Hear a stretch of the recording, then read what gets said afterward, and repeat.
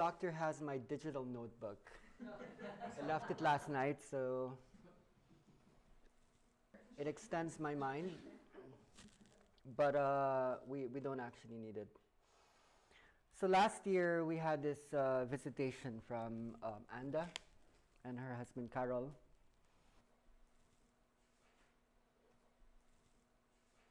They're doctors coming from Europe asking for help.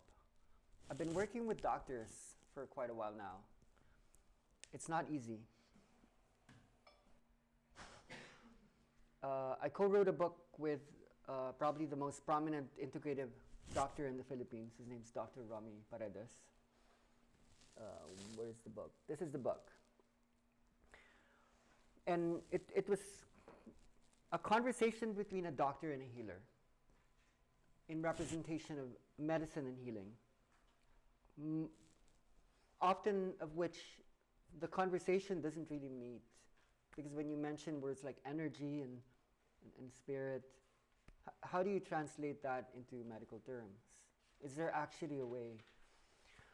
So when we wrote this book, it was so long ago. And I can't see you. Maybe there's a better spot or way. Now it's 2003, 23. 10 years after this book was written, and I really would like to rewrite the book. Not just with that man, but with anyone who might be interested. So why am I here? I am having to be responsible for a movement that is spreading across the world. People now call it many names, but it was a basic methodology that was formulated in 2007. Something to do with the body, with vibration, with sound, with nature. And we're listening to it because it's scaled.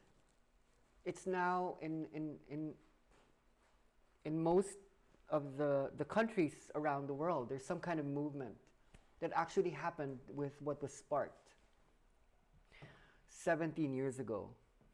And I come here not to just share about that movement. I want to talk about the notes. What did we find out? What do we know now about the human being after 17 years of observing the super weird, the ultra strange, the mysterious?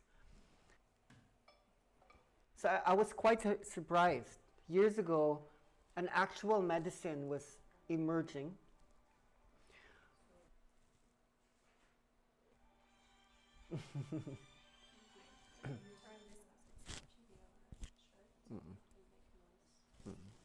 Okay.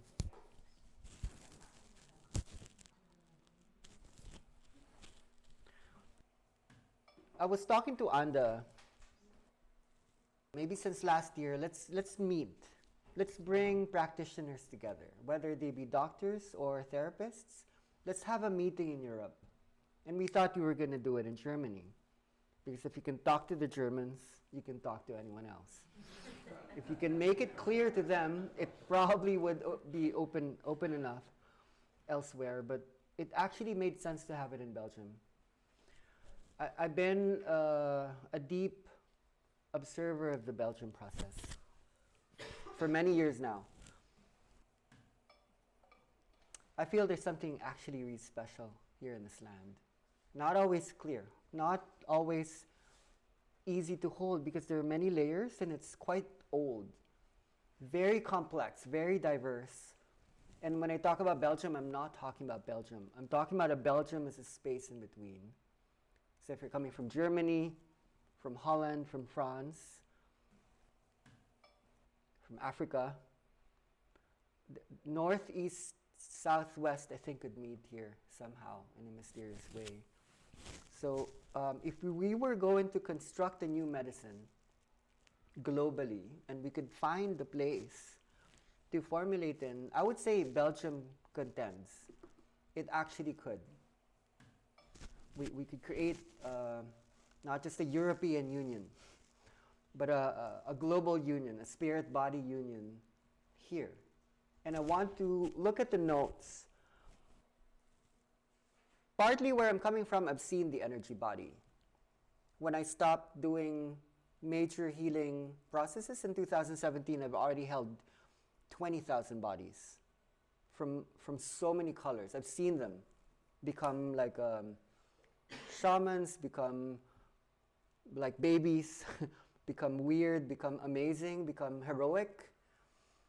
In the Chinese, the Indians, the Africans, the Egyptians, the Polish, the English, the Australians, the Singaporeans, the Malaysians, the Americans, go on and on. I've facilitated like 60 nationalities by the time I stopped doing the frontline work and just started to focus on just the research.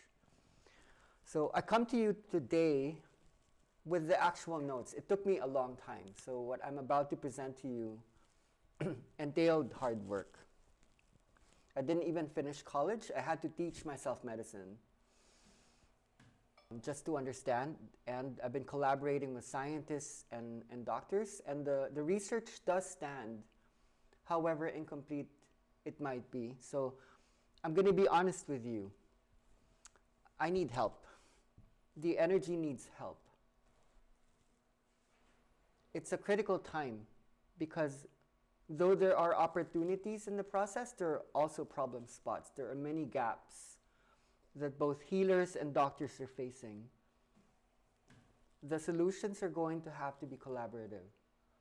It needs to be multimodal, multidimensional in approach where everyone has something to contribute, no matter what you're training.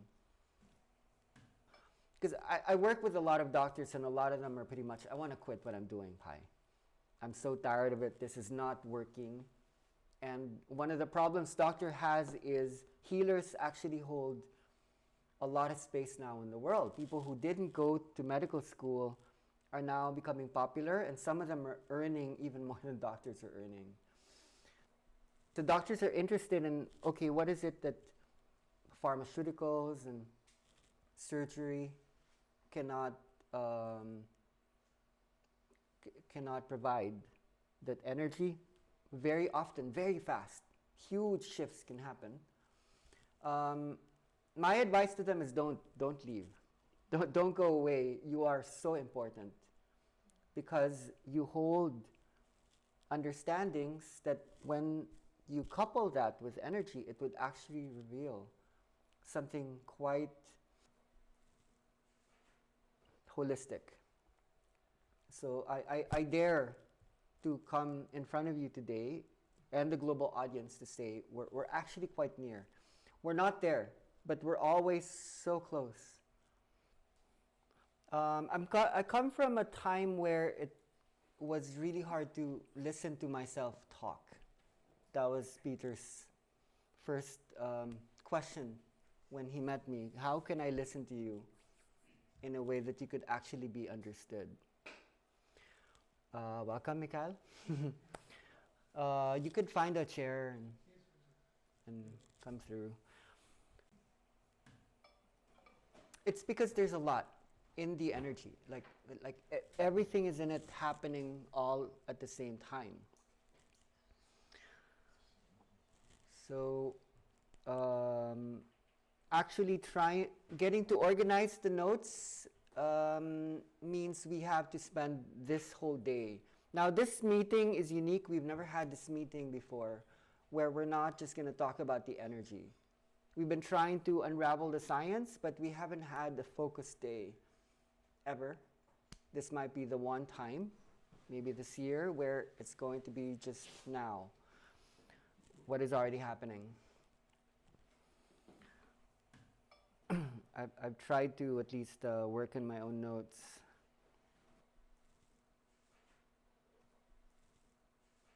Going back to this book, transformation medicine was a movement in the Philippines which did spread throughout different parts of Asia and the world where we could ask certain questions that are not always easy to ask. When you do bring those two words together, transformation medicine, that could either mean what is the medicine that transforms people's lives? Doesn't just manage stress and gets rid of disease. But what could it mean that medicine itself is also transforming? That's something we need to be open to right now. So my feeling is there's a pathway people usually enter when they try to look for what would bring healing to people. So one of the questions me and Dr. Rami and then other doctors had is, why is it that some people heal and some people do not? And it doesn't matter if you take something allopathic, Western, invasive, or organic, homeopathic, non-invasive. There's something that's not just in the medicine, whether it be material or energetic, it's something that's inside. So in inner dance, we don't really heal people.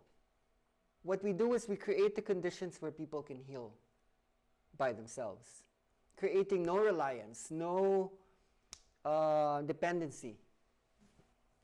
And that and only that would actually do it. That's not a popular idea for those who are earning a lot with systems of dependency and reliance. But we do want to be able to explain even to them that there may be something happening, because even the energy is becoming an industry in many ways. And for me, an industry is really just putting value on something that might have been not so valuable in the past.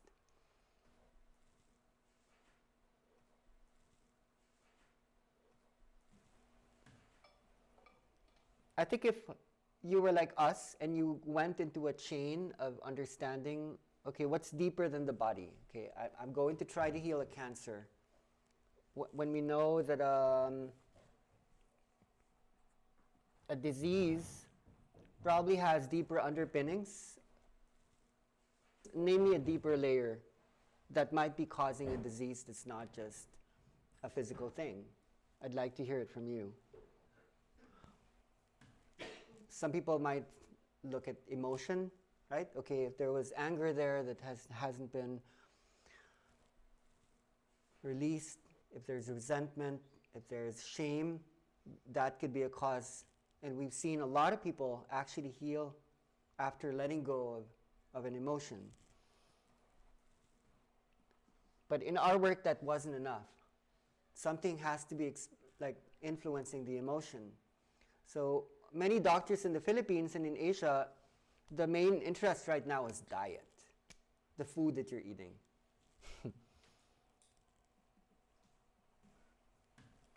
If you change your food, then live enzymes, hormones, neurotransmitters, you balance. But that wasn't enough for us.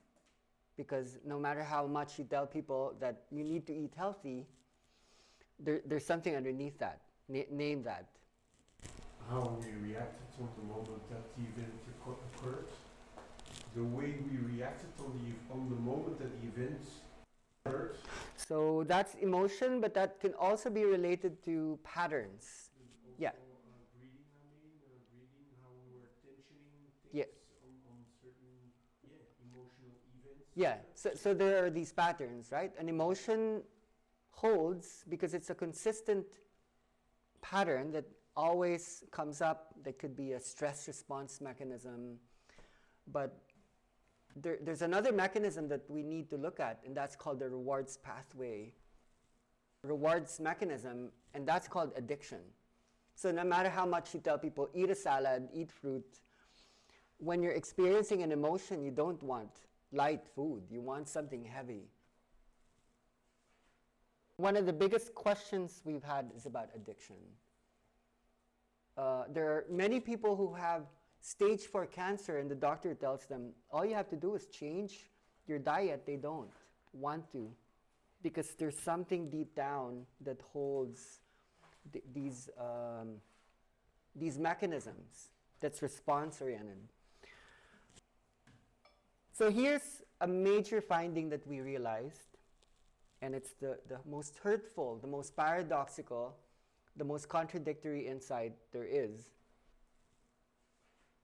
Here was our insight. Remember the question, why do some people heal, why do some people not? The answer was so difficult to absorb, but we had to be honest. Here's what we noticed. The people who are afraid to die will. Those who are not scared of dying, don't.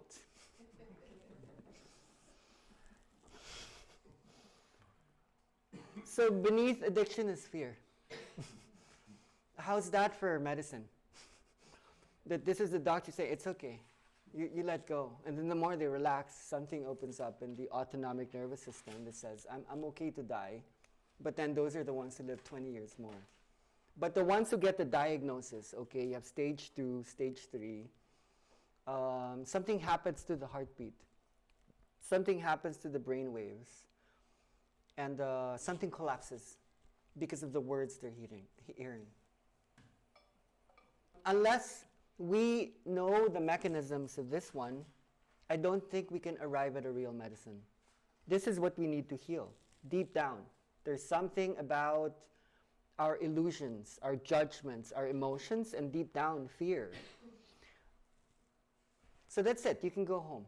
You just tell your patients, you can die, and then they will live longer. So this was the Asiatic understanding. And this has been talked about so much, but I think the mechanisms have actually been elusive.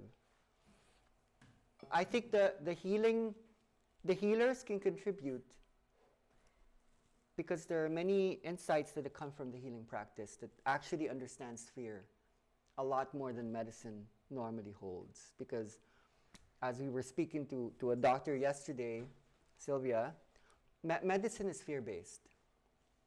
It actually thrives on the death denial function, fear avoidance.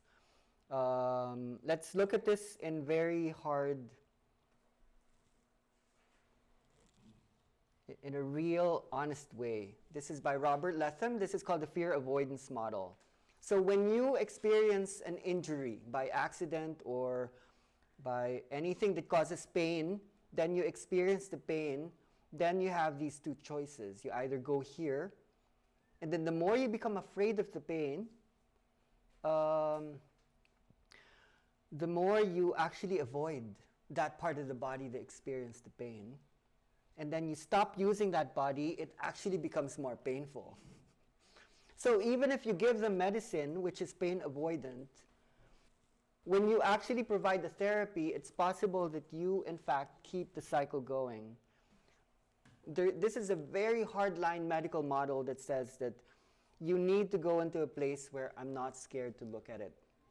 I'm going to sit with it, I'm going to watch it, and then some kind of observation or conversation or confrontation can happen. And then, and only then, a real recovery would happen. So doctors or healers, it doesn't matter. Anyone who can do that, who can bring about honesty from an energetic, cognitive, emotional, and then physical way, that would conduct a real healing process. So again, why am I here? I have this realization only as of late that we are relevant, the ones who are healers.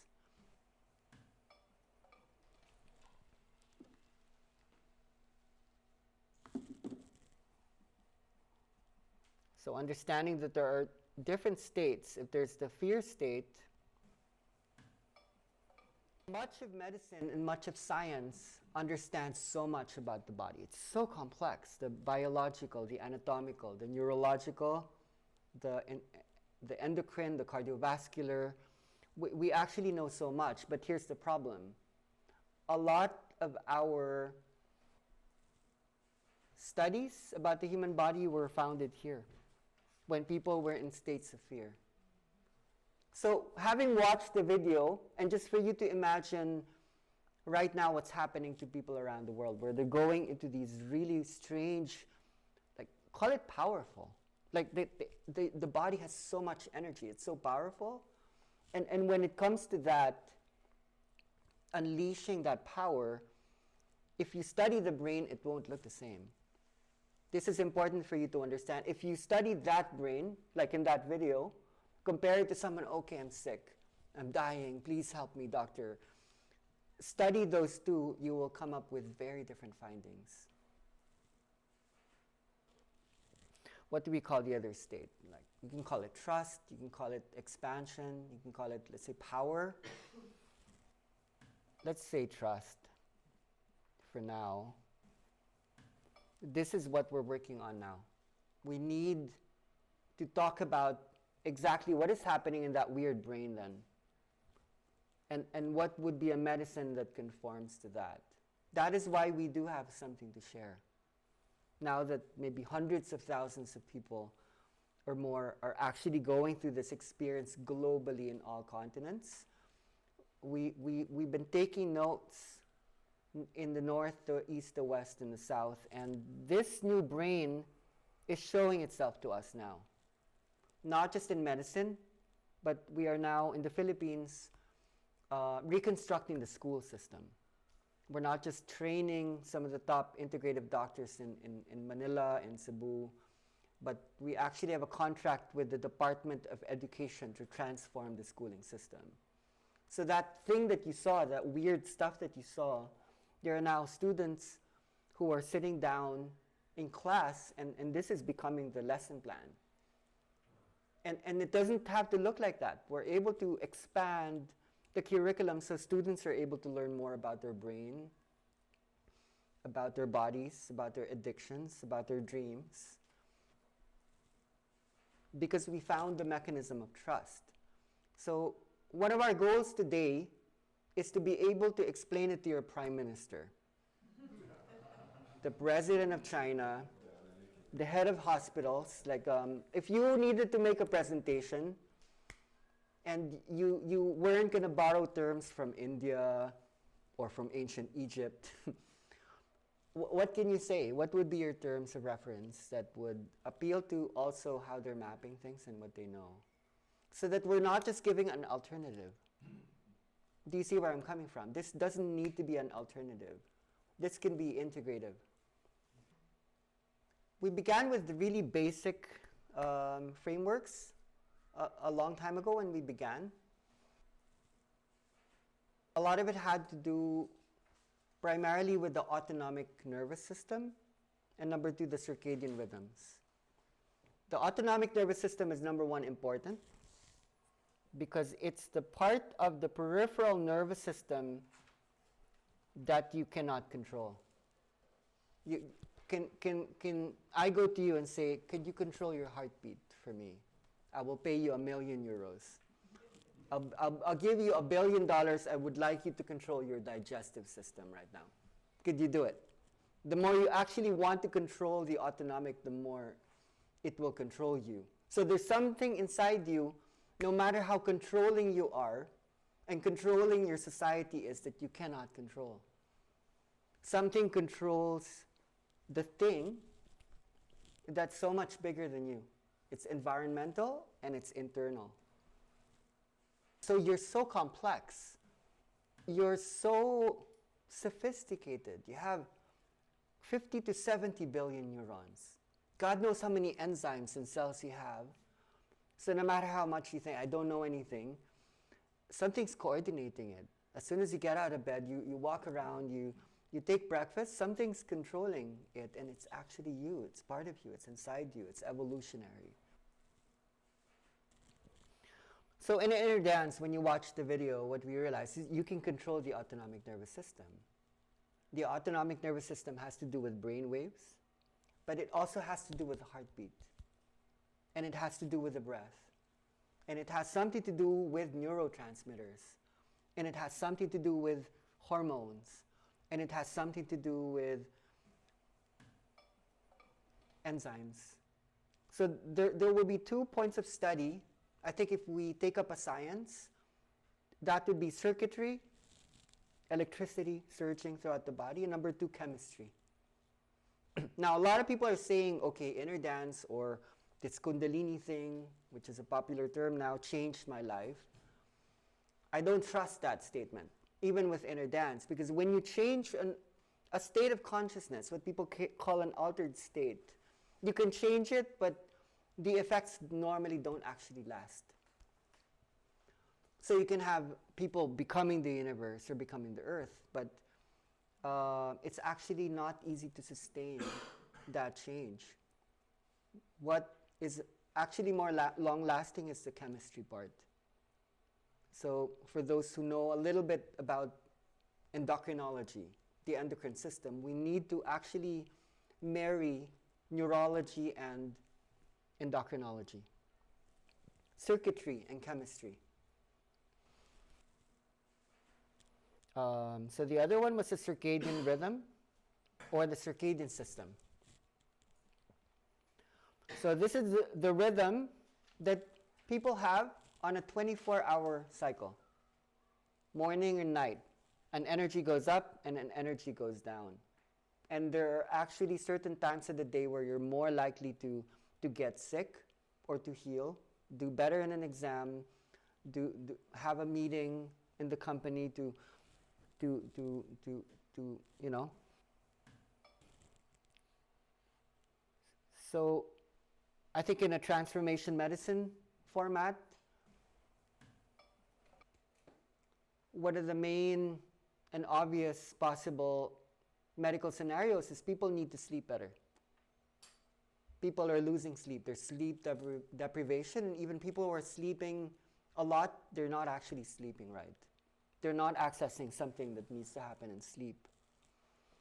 And it's just going to get worse and worse and worse. Maybe in Bornem, it's not so bad, but if you live in Antwerp or in Brussels or in Paris, Berlin, Manila, there's something about lifestyle that's destroying the magical moment in circadian rhythmicity called REM state or dream time. We're losing our capacity to dream. For people in Europe, it's not just the circadian system you need to worry about. It's called the circannual system. The rhythm over a 12-month period where warm and cold starts to rise up and fall.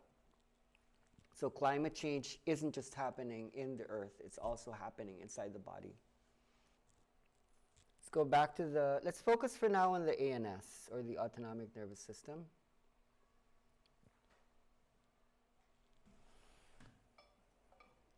Here we can see the dichotomy that we first looked at. The autonomic nervous system either handles fear or trust. And for those who know the ANS, this is called the sympathetic nervous system, and this is called the parasympathetic nervous system. So the sympathetic nervous system is that which closes, that which speeds up. The parasympathetic expands. And this can happen with the heartbeat slowing down. Even on a cellular level, cell membranes will open up and release, ions, and there would be action potentials. And this is what healers are mastering, that doctors are not always able to access. Because when doctors are, by the very situation of a patient coming into the doctor's office and giving the doctor so much power, the fear isn't always released. Healers are able to bring people more into the parasympathetic rest, digest, trust. Okay, let's look at this more.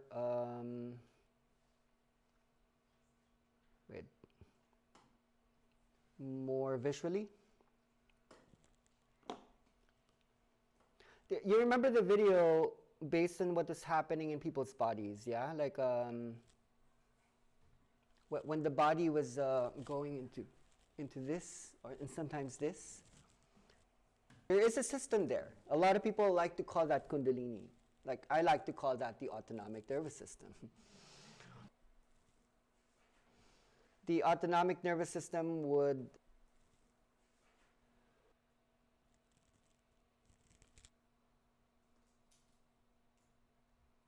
basically be this. We will give you copies of these. In the video you'll have it, so no need to copy the whole drawing.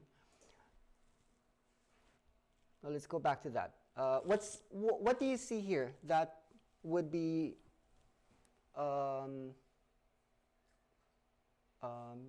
simplifying, considering, okay, there's so many afferent and efferent neurons coming from the brain, extending through the spine and going into the muscles, the tissue.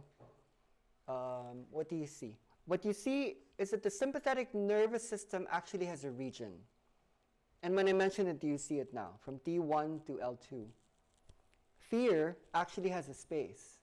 Do you see it? It's from here to here.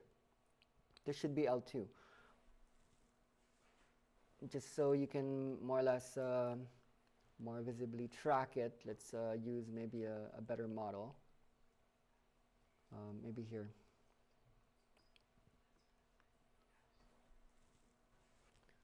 So yeah, so from here to here. That's where fear resides. So even learning to communicate to that, you can either touch it directly. When people touch people's hearts, something starts to pump or pulse. Okay, now going back to the figure, where then is the parasympathetic nervous system?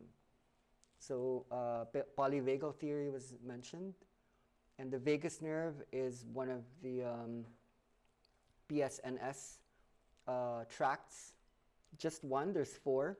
So the parasympathetic is up here and down here, the cranium and the sacrum. Okay, so trust actually has a region, and just learning to hold certain parts already does something. It helps people to slow down and to expand. So then when you see that happening, it doesn't need to be so mystical and so strange. Now, I'm not showing you figures of a healing process. Does anyone know what the tonic and clonic phases are? That's epilepsy.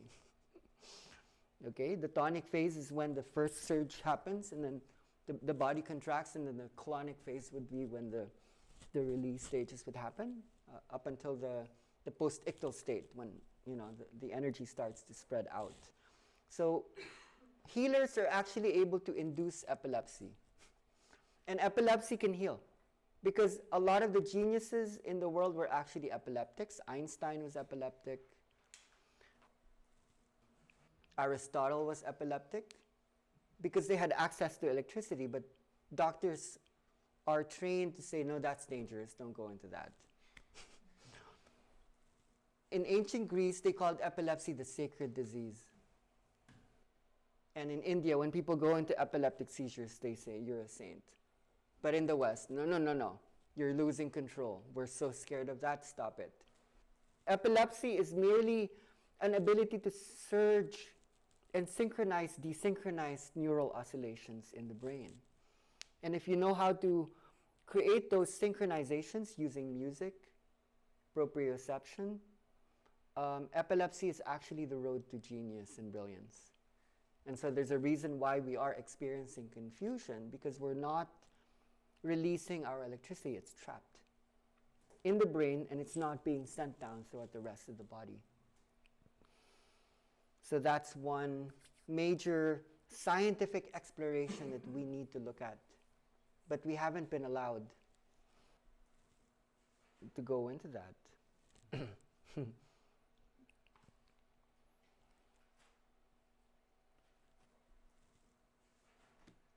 Okay, just to complete the cranium, C2 to C4.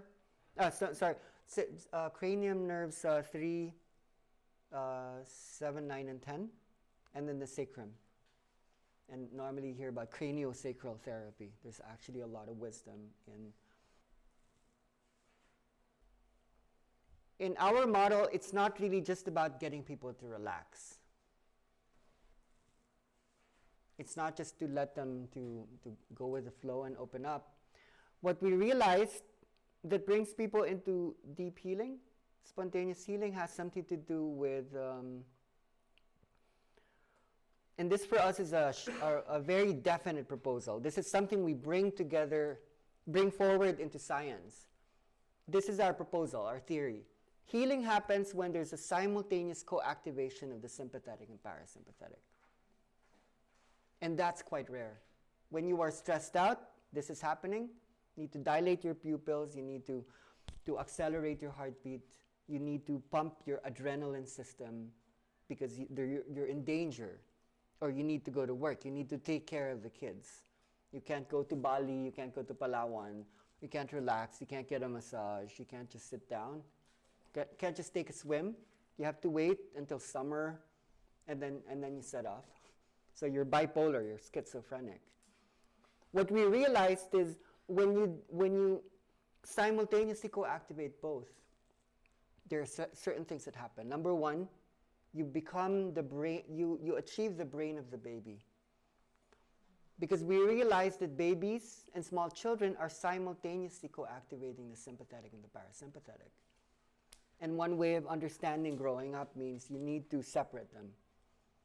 You need, okay, it's 7 o'clock in the morning, you need to wake up, you need to go to school, you need to study. And then you barely have enough time to actually relax. You go home, okay, you need to do your homework. So you can only do the simultaneous co-activation when you're sleeping. Now, I believe that the only reason why we're sleeping, which is a scientific factoid, the only reason why we sleep is to wake something up. So REM state is called paradoxical sleep, and we would study the REM state. Okay? Now for me, this is where inner dance is happening. This is where healing is happening. And what we're realizing is it's actually possible to bring people here while they're awake. So this was the art. We realized that while people are awake, we can make the energy go down from wake states, and then we can make it go up. But watching this, it takes so long in the hours of sleep before people are able to go into REM. It actually takes you about 6-7 hours before you experience. This is where healing happens. And right now, because of modern lifestyles, this is shortening for a lot of people. This would be maybe the amount of REM. Some people may not even be going into REM state. Because for you to go into REM state, there's a precursor. You need to go into non-REM stage 4, where you're experiencing slow wave sleep or deep sleep. So if you're losing sleep, you're actually losing your power to heal yourself. Your body can regenerate, but if you're not going here, then that's a problem. It could be a simple explanation why disease happens and why do some people heal and some people don't. Because if you're constantly in a threatening environment, you're always in danger, you have these money problems, you're not getting along with the people around you, you can't actually experience what's called delta state.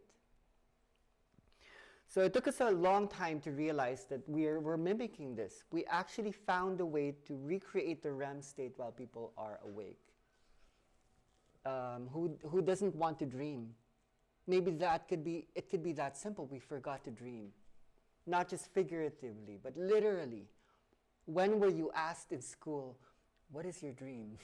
No, you go to school and then they tell you, okay, this is what you think, this is what you say, be a good boy. Be a good girl.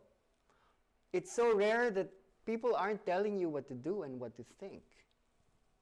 And it's in the dream state where your brain actually has the ability to expand connections. So that's like the basic model. I want to put those together. This is still the autonomic nervous system. The circadian rhythms organizes the autonomic nervous system, which is evolutionary. Because in the past, we didn't know when to relax. So, okay, it's dark, so I may as well just go to bed because the lions are, and the other cavemen. So that system is really old. Fear is really old. So if you have a heart, if you have lungs, if you have a brain, you inherited fear from all the organisms, the beings that were afraid to die. They say dolphins experience the highest brain capacity of all known organisms. Dolphins don't actually sleep because they're constantly in REM state. There's a part of their brain that's always on. I'm really interested in this because I discovered the energy when I lived in an island for 2 years alone, without people, eating only coconuts. And I realized that we're actually eating too much because we're surrounded by people. When you're thinking a lot, you get hungry. When you stop thinking, you don't, food actually becomes boring. So I was living in this island where I couldn't go to Lidl, I couldn't buy anything. I spent $20 in 2 years living as like Robinson Crusoe or Tom Hanks in that movie. I went into a REM state where I became the universe. And one thing I discovered is when you're not eating a lot, you don't actually sleep anymore. So I actually stopped sleeping. This is a dangerous topic for me to go into because there are doctors here and you're trained and you need to sleep. Observing people who are in an awakening state, it could still be an interesting topic because how long are you sleeping every day? 6 hours, supposedly 8 hours, 9 hours. That's a lot of time. And if you could grab more of that, are there many things that you would like to be able to do and you don't have time for? So for me, sleep is boring. However, it's actually amazing. If you can have a little bit more of your time to commit to your passion, especially for parents out there who have kids, you don't have that personal time. So one of the things this energy will give you is more time. I perceive that the only reason why we sleep is to go into the dream state. And if you can maintain the dream state, you will not feel sleepy. You will not be as hungry anymore. And I think we're sleeping so much because we're digesting too much food. How can we get people to go into REM? Now that we have the general picture.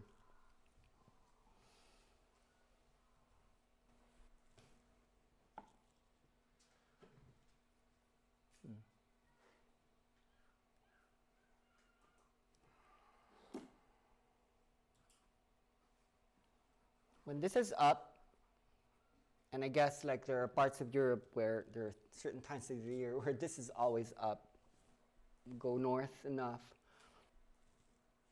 something is not happening, something's being inhibited.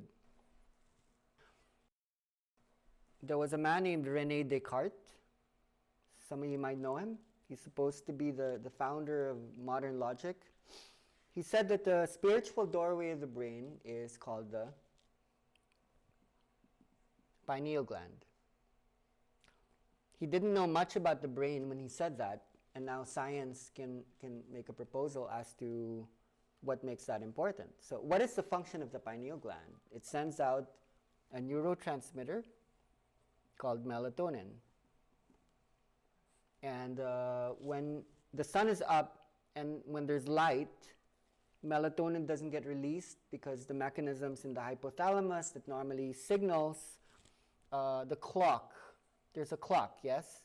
It's called the suprachiasmatic nucleus in the hypothalamus.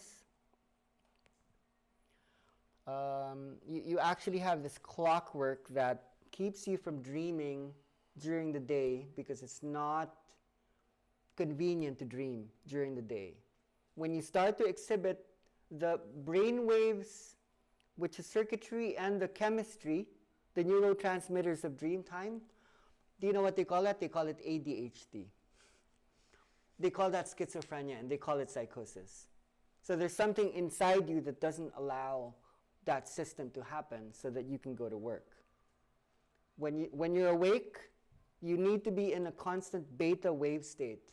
And a lot of those waves in the EEG would map out in the left brain. So when you start to exhibit too much delta activity, too much theta activity, you can't focus. So every time you went to school, every time you trained yourself, you were training the waves and the neurotransmitters to be inhibited during the day that otherwise would take you into the dream state. So then when it's safe for you to go into that state, the pineal gland, or supposedly the spiritual doorway, would now say, okay, I can send out melatonin to the pituitary gland and all the other rest of the brain in order to go safely into a dream state.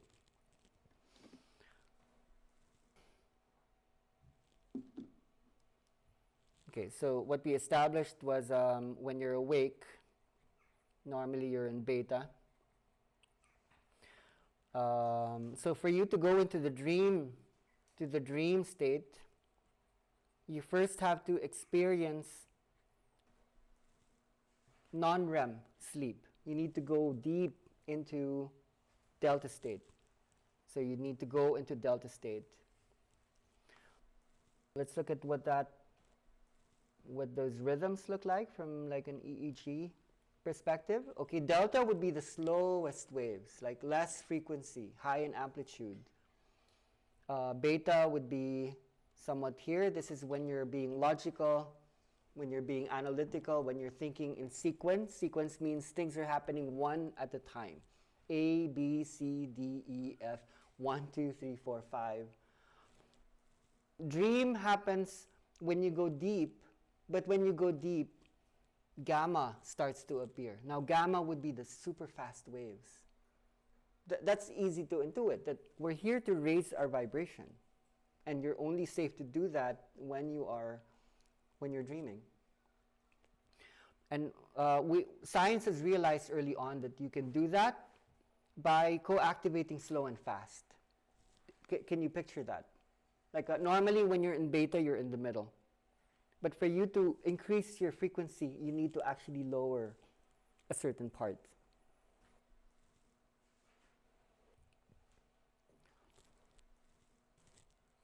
The simultaneous co-activation would be clear in that way, that gamma and delta, maybe some theta, would simultaneously happen. These oscillation bands across the brain. So we see sleep as a technology. Sleep is actually something human beings and other organisms needed to invent in order to manage its own energy based on what's happening, like with light and darkness. You had to coordinate somehow. And what we're realizing is that's changing overnight.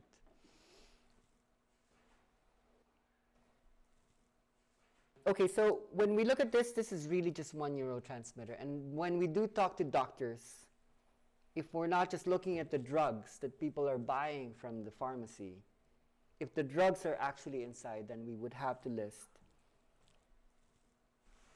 the drugs. Okay, so there's melatonin, but then again, there's adrenaline, there's cortisol, there's oxytocin, there's dopamine, there's serotonin, there's norepinephrine. Ouch. What else is there? Acetylcholine. Ouch. Orexin, histamine. Like, I feel this is the new science. We need to understand how all of these are working when we're awake, and then track, okay, when you go into dream state, which ones are being stimulated and which one are being inhibited. Because if you want to reprogram the brain, you need to look at the chemical functions, because these are signaling mechanisms. And so people in healing, whether you understand it or not, we're actually using these. These are our tools.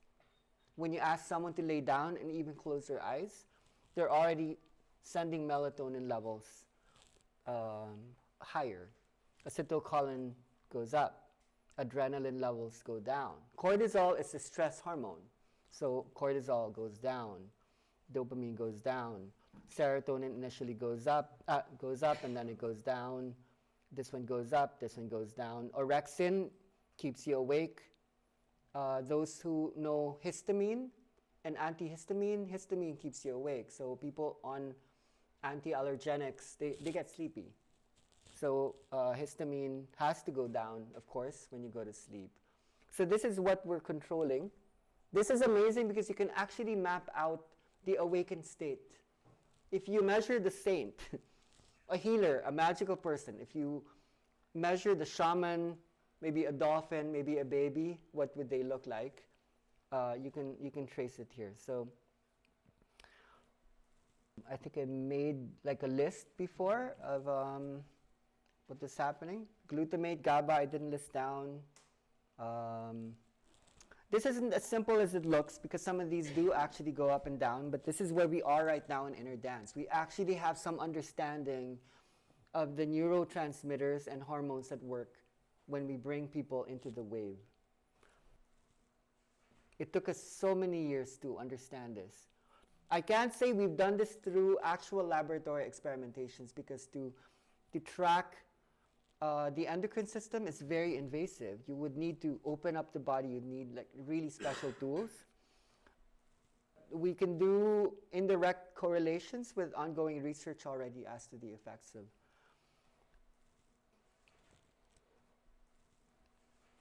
So I'm just introducing certain topics and then later we'll start to put all these into place. Are there questions for now? No.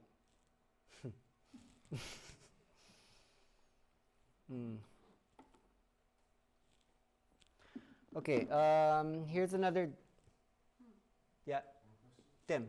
A few slides back you said that it might take 7 to 8 hours to get into this sleep.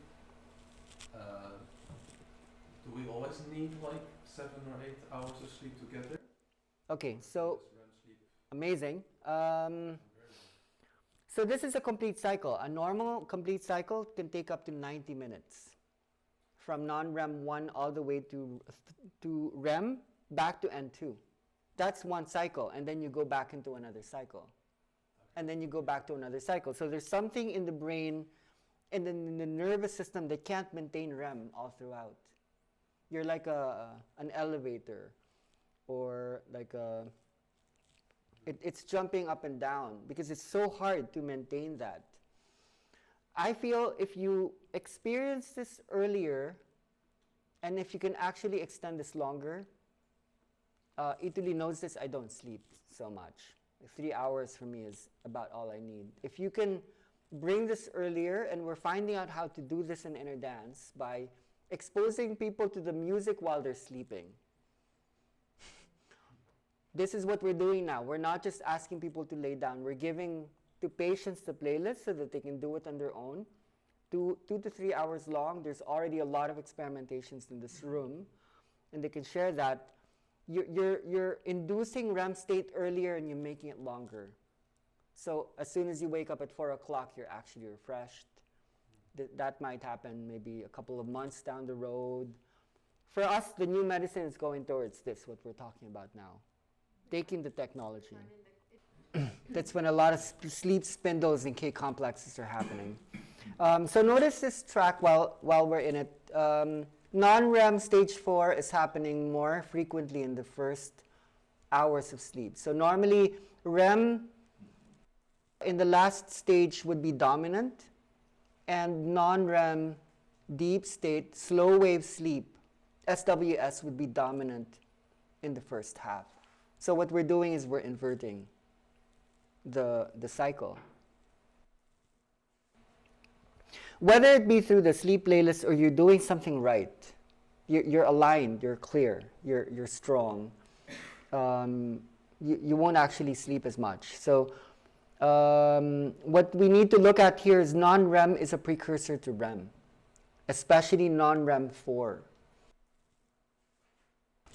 You need to be able to drive the energy into a very low, super slow wave in order to achieve this. The sooner you're able to do that, the sooner you'll experience this.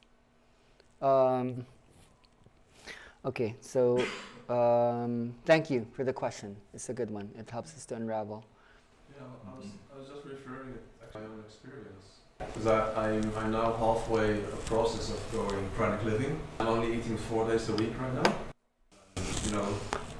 Drinking less and less. And I feel my sleep is really improving and I feel much more energetic in daytime. Yeah, I feel the more I sleep, the more like blurry I am in the moment where I sleep. I'm like... Is it like we still need the REM, we still need the stages, but if we get more quality, and for once we don't need so many cycles. It's not about the hours of our day, but if the point like need enough quality ones, because the body still needs the dream state to clean the organs, to feel fresh. If we get quality enough, it's not about the time. The actual name for the REM state for sleep scientists is called paradoxical sleep, because if you do study the brain on REM state through an EEG, it actually looks like you're awake. There's very little difference between the REM state and the wake state. The longer you are sleeping, the longer REM is going to be, I see there, or? That's what the body is hoping anyway, because it can't experience REM early enough, so it keeps extending it. Okay, so you're sleeping less, but your REM is longer. You have enough REM, okay. So you see, sleep was an evolutionary technology that humans had to create. So think of it from a historical point of view. When we invented artificial lighting, that changed because of the entrainment mechanism of light and dark. Cell phones. So in Europe, what happened was, if you study history, people didn't actually consume coffee. It was through colonization that you discovered tea, coffee, go to Africa, go to India, and then the sympathetic nervous system learned to get more hyper. And then Europeans started to drink more alcohol to slow down what was speeding up. If you study it from a deep history perspective, people didn't drink that much alcohol in the past. So if you do see these medieval movies where people were getting drunk, alcohol was watered down. So what's happening in Europe and in Asia and in America and around the world, when you wake up, you drink a lot of coffee to caffeinate, to bring your energy levels up. You need to go to work, you need to get promoted, you need to earn enough so you can buy a house. And then you get so stimulated that at the end of the day, you need to drink a lot of wine just to be able to go to bed. So the simultaneous coactivation of stimulants and depressants is what's taking place in the world now. Now, there are three kinds of drugs: stimulants, depressants, and the third is called hallucinogenic or a psychedelic. Do you know what a psychedelic is? A psychedelic is a combination of a stimulant and a depressant. So you don't need ayahuasca or magic mushrooms. All you need to do is drink a lot of coffee and a lot of wine. Boom, you'll go there. Or you can do inner dance, or you can dream. So there's something in the human that's actually expanding its consciousness artificially, that's holding slower elements and faster elements awake so we can hold more information. Like we can experience brain states that's able to conduct multiple tasks at the same time, because the world is getting more and more complex. You know, we're multitasking all the time, and we're using these sympathetic and parasympathetic mechanisms in order to manage all of that energy. So we are entering into a kind of dream state, actually. I don't just see this as a negative. People using substances, foods, beverages in order to manage Berlin, to manage London, to manage New York City. Because in the past, we weren't holding on to that much linear and nonlinear tasks. So we're changing the brain. We are changing the brain state. We're changing neural oscillations. We're changing brain-body chemistry almost overnight, because a lot of these things are new. I think these are changing things faster than we've ever seen the changes happen before. So there is a clockwork. I think it's really important to look at these maps. There are these simultaneous coactivations, and the release of these neurotransmitters and hormones are well timed. Cortisol is something I'd like to look at a lot with you today because disease happens within an internal stress environment. People are stressed out and then they get sick. And if they don't deal with that, cortisol levels would go high. So one of the reasons why we're not experiencing dream state is because of cortisol. Watching this then, if cortisol level goes down at around, this is 6 o'clock, the nadir, or the lowest point of cortisol should be about midnight. So let's say you're busy, you're super stressed out. You can imagine maybe cortisol doesn't go down. It doesn't go down. You're still stressed at midnight. Even when you're dreaming, you're still talking to your boss. You're still talking to your husband. Okay, why doesn't he understand me? I'm so stressed out. This isn't going down. It's not going down. That's the nature of the problem. That could be one of the mechanisms for why people are getting sick. So we need this to go down maybe even a lot faster. Maybe drop it here. Cortisol isn't so bad though. It does hold roles on metabolism, healing, immunity. But if it's really just too much, your sympathetic cannot co-activate with the parasympathetic, especially when you start releasing like norepinephrine, which amplifies cortisol. It just modulates it in a way that the effects would be super duper felt. Okay, so I don't know how we can relate this, but one interesting question I'd like to ask in the long term for healers and doctors is, there are certain neurotransmitters that need to shut down when we experience REM.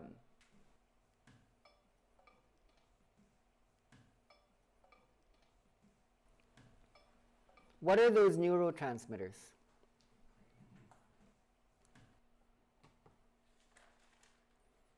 There are two that need to be totally absent when you go into REM. The first would be serotonin, which is interesting. Serotonin is the happiness drug. When you're happy, when you're connected, you're supposed to be experiencing high serotonin. So why are we totally making serotonin absent during REM state? The second would be norepinephrine.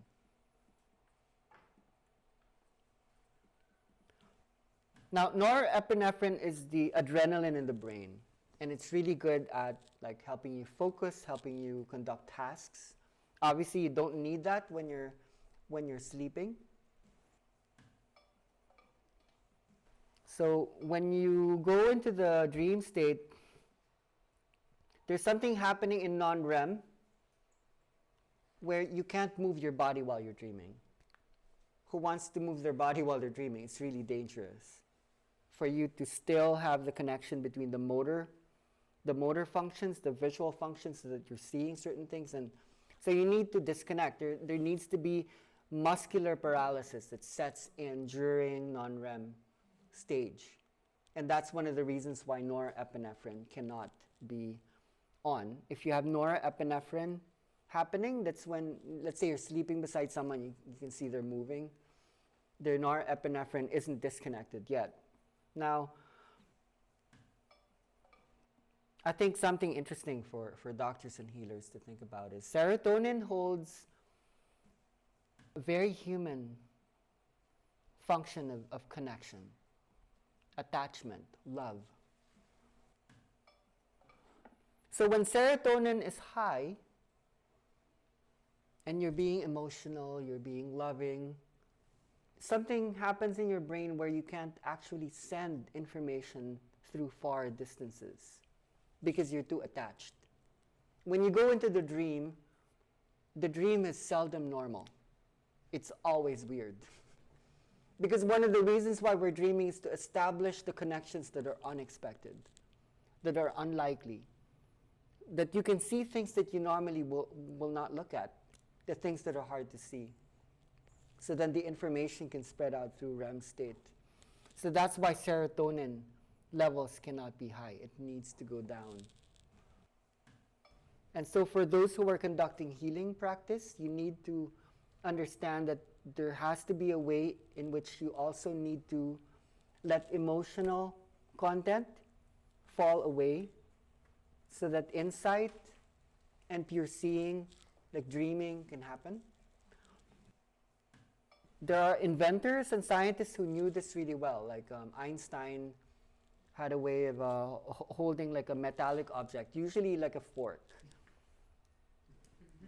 Can I get there are these metal plates there. So what he'd do is he'd sit in a comfortable chair, a really soft chair, and then let's say he has a big problem. Okay, I don't know how to unify the big problems of science.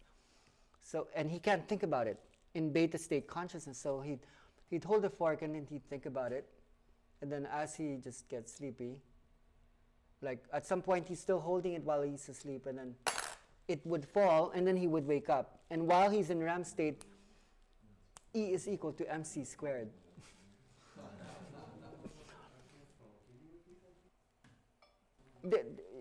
He would literally go into a situation where he would fall asleep, knowing that the solutions are there in the state of consciousness, so that when he wakes up, there's still the residue of the insight. So if you wake up at 3 o'clock in the morning, which is the height of melatonin levels, normally that's when your answers are appearing.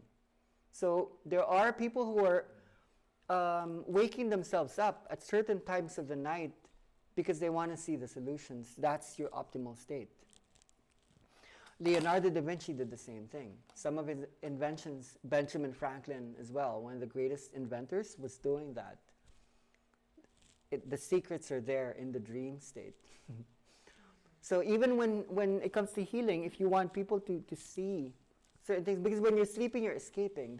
There's a lot of things you're actually not able to see. So there's something about spreading activations and allowing the connections to travel really far that you're not able to do when you're awake, when you're being German. when you're like, okay, I need to be logical, A needs to go to B. 1 + 1 = 2. When you're dreaming, 1 + 1 will not equal 2. Everything will be equals each other. Everything will just be connected to each other. And it just helps you to see things in a different way. Okay, so let's go into the notes now. I think for doctors and those healers who are going into the realm of doctors, you need to understand the connections between the old and the new brain. Okay? Let's look at some more pictures, just so we're not just describing this in sound. So the new brain is the gray matter on top, a little bit of the white matter. The old brain would be the subcortical regions. Hear about the basal ganglia, the limbic system. Okay? So this is the new brain. This is the old brain. And when you touch bodies, when you expose them to music, when you give them medicine, the old brain will get activated, but so will the new brain. So what is amazing about healers now is we actually can track, even without an EEG, you might know what's happening. I find that incredible. Like looking at the brain lobes. When the body is moving spontaneously, like in the videos, normally the activations are somewhat in the frontal lobe and in the temporal lobe. But when people are starting to see images, a lot of the activations would be behind here in the occipital lobe. When people are experiencing sensations, temperature, warm, cold, a lot of the activations would be happening in the parietal lobe. even without an EEG, just watching a person, understanding the brain maps. This is the simplified version. We can go deeper into what are the parts of the frontal, the occipital, the temporal, and the parietal.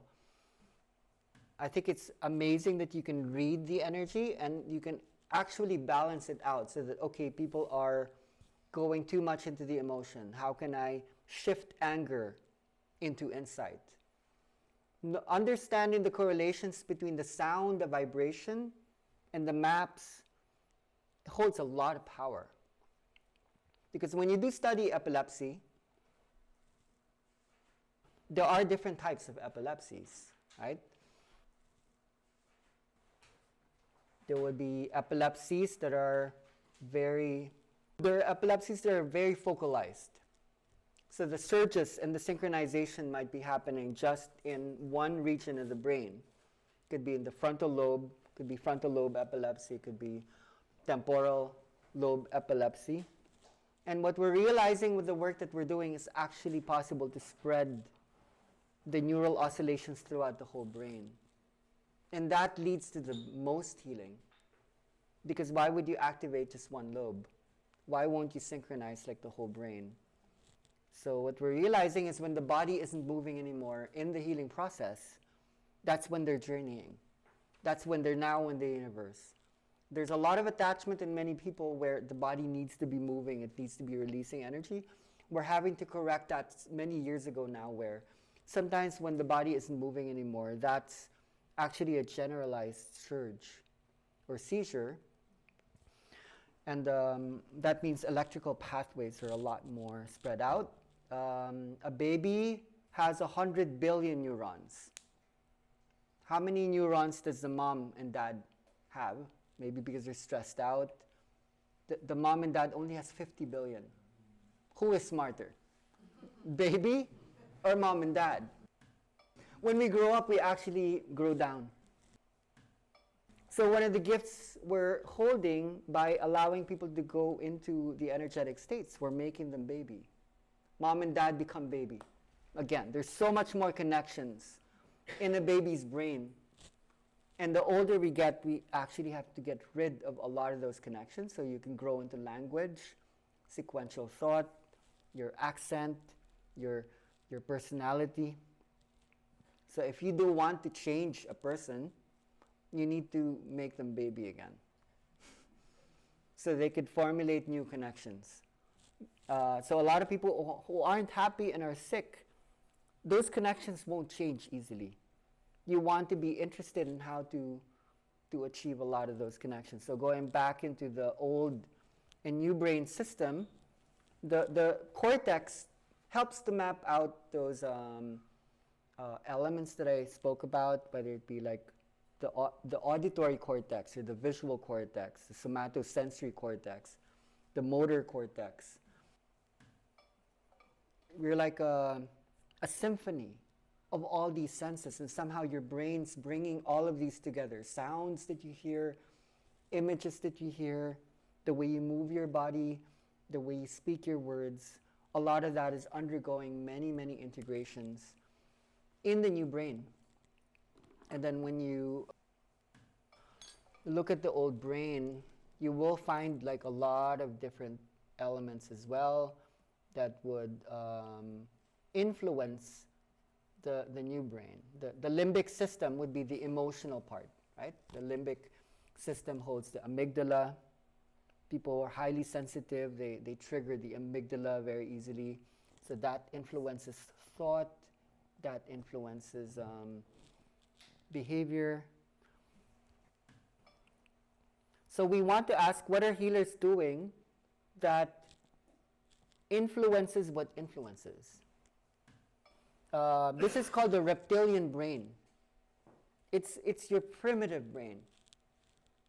Before you learn how to hold internal representations called abstract thought, before you can live in this virtual reality where you can read books, you can watch movies, try watching a movie with your dog. Try giving a book to your cat. Can they do it? They haven't created the sophistication that you now enjoy that the new brain holds, but they do have an old brain system that is very much at work that allows them to be instinctual. So in many ways, to create a new brain, a lot of people are needing to go back to the old brain. The old brain allows you to think without thinking. It allows you to have intuition. It allows you to feel. It allows you to sense the space without filtering things too much. So the basal ganglia in the brain mapping would be the subcortical regions, the caudate, the putamen, globus pallidus, the thalamus. The hippocampus is responsible for memory, amygdala for emotions. There's something here that's not mapped out, which I feel is the most important central governing part of the brain. Part of the reason why I'm here is to tell you that, okay, we can look at all this complexity, but when you are healing people, you're actually going to focus on just one brain part. There's one brain part we discovered in inner dance that coordinates the old and the new brain. And if you can touch that one brain part, you can touch all the systems, including the heart, because that's still regulated by nervous system functions. I'm not going to go into that yet.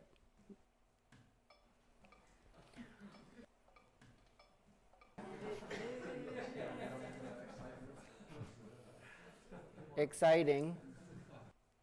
I want to talk about the first drug that we did find we were activating when people go into the process of healing, dopamine. Now, a lot of you have heard dopamine. It's the addiction drug. A lot of people think dopamine is for becoming happy. No, it's for wanting to become happy. It's to build anticipation. When you want something, you express dopamine.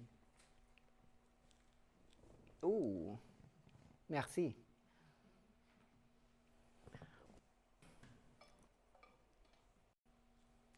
So I think the company that earned the most from dopamine is Meta. They invented Facebook. You know, like the like button, and then you put a post, and then when people do that, what happens is you get a dopamine hit. And then you want more. So every time people appreciate you, say you're a good person, we validate you, there's a validation loop, and that creates what's called an addiction. So it's not just Facebook. Every time you're trying to look for an energy source that's outside that gives you happiness and joy, you have to rely on what's called the dopaminergic. I think I can at least explain why we're bringing this up. Dopamine maintains the addiction pathway in a way that we can hold patterns and hold systematicity. So dopamine usually is sent out to some major brain areas that allow you to, number one, hold focus, hold your attention. That's called the prefrontal cortex. Dopamine is also responsible for making you feel good. So it goes into the amygdala, which is the emotional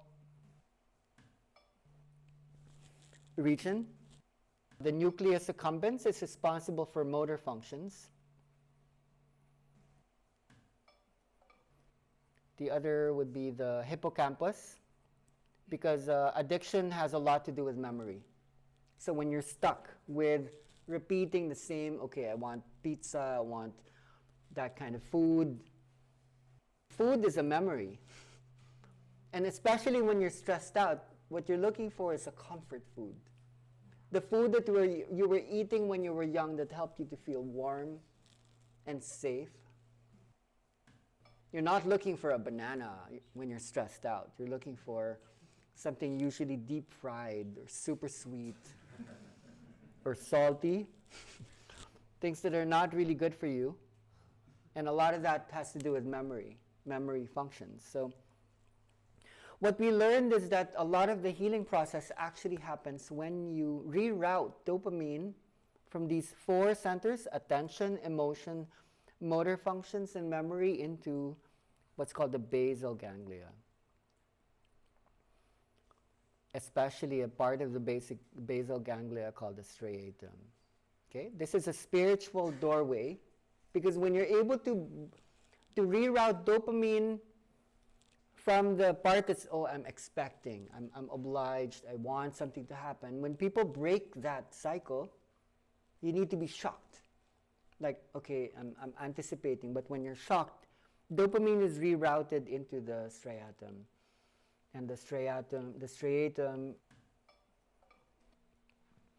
actually made up of the putamen and the globus pallidus.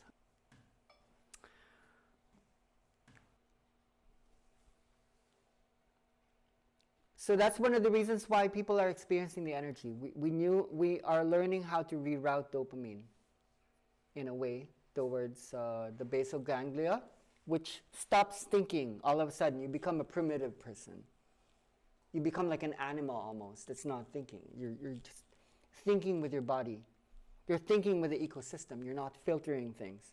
You're not thinking about, am I a good person? What are they thinking about me? Is this right or is this wrong? Your heartbeat just expands, and then your brain just extends in a way that you're much more. You're not living in the left brain, which is sequential thinking process, where things are happening one at a time. In the right brain, everything's happening all at once. And there's something about activating the old brain that allows you to go into that kind of thinking mode. Dopamine is something we would like to then understand. When you actually disrupt the dopamine cycle, what would be some of the medical scenarios? Number one, Parkinson's disease. People are experiencing Parkinson's. They can't move their bodies properly because their dopamine isn't being sent into the nucleus accumbens. And then memory starts to fade. And then they can't pay attention. So it is dangerous when dopamine structures become disrupted. So there are people who are experiencing the playlists using, who have Parkinson's, and like I think you've been doing this. It does reset the dopamine pathway again. Our problem with the healing scenario is when people are experiencing the bliss and the ecstasy of feeling connected, people are now getting addicted to healing as well.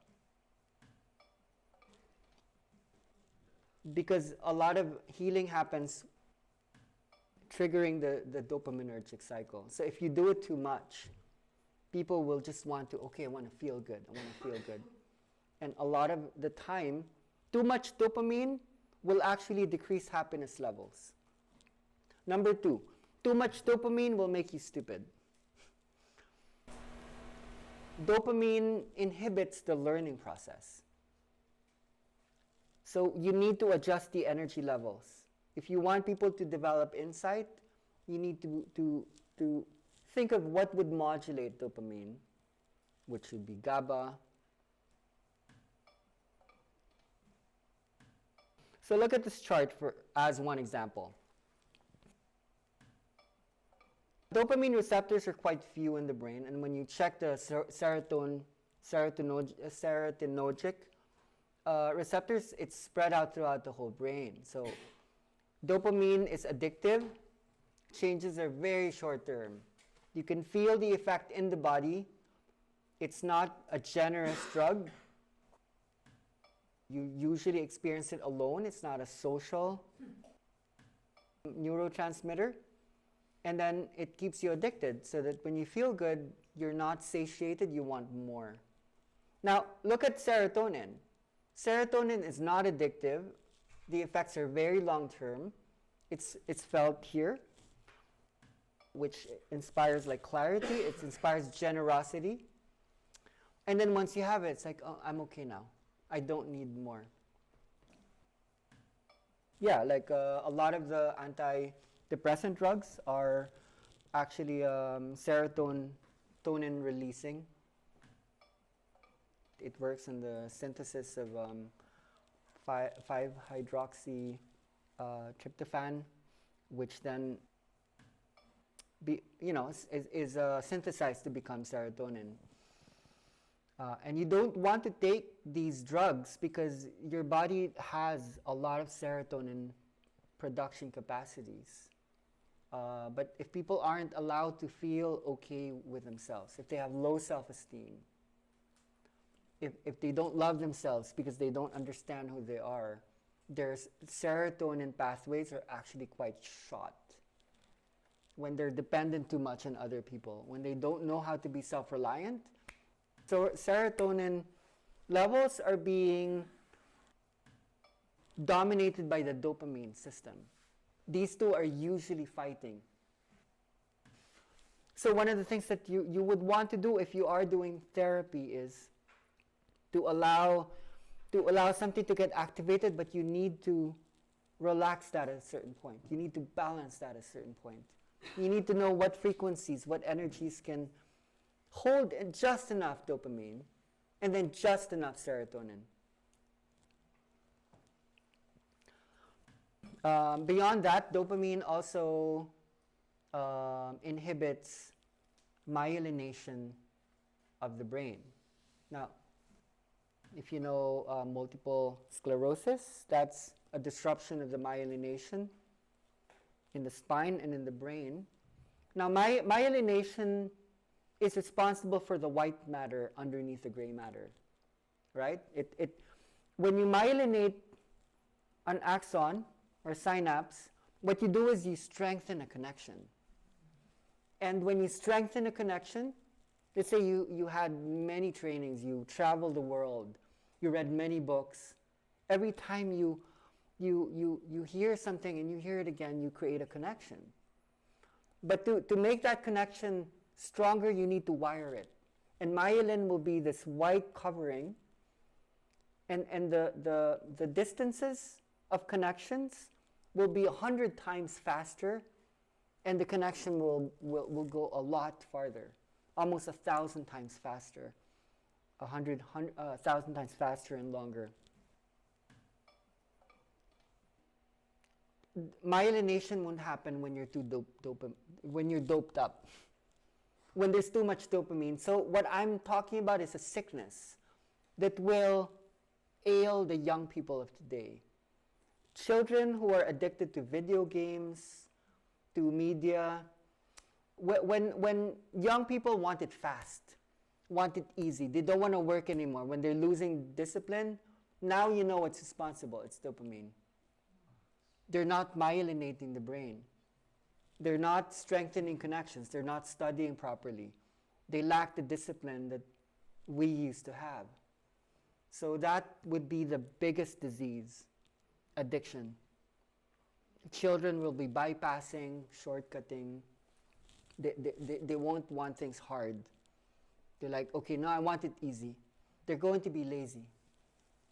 So if you want to conduct a real healing in the long term, and you want to work with schools, but even maybe in the hospital setting, balancing serotonin and dopamine, and then balancing dopamine and what's called prolactin, oligodendrocytes, we can make people brilliant. That's actually our goal. It's not just to heal people. All the more now we need wisdom. In Latin, Sophie. We need geniuses. We need Einsteins. And based on where media is going, no, we're going to have a whole bunch of not so smart people walking around. They will be exposed to a lot more information, but they won't be able to integrate if they don't myelinate. Questions so far?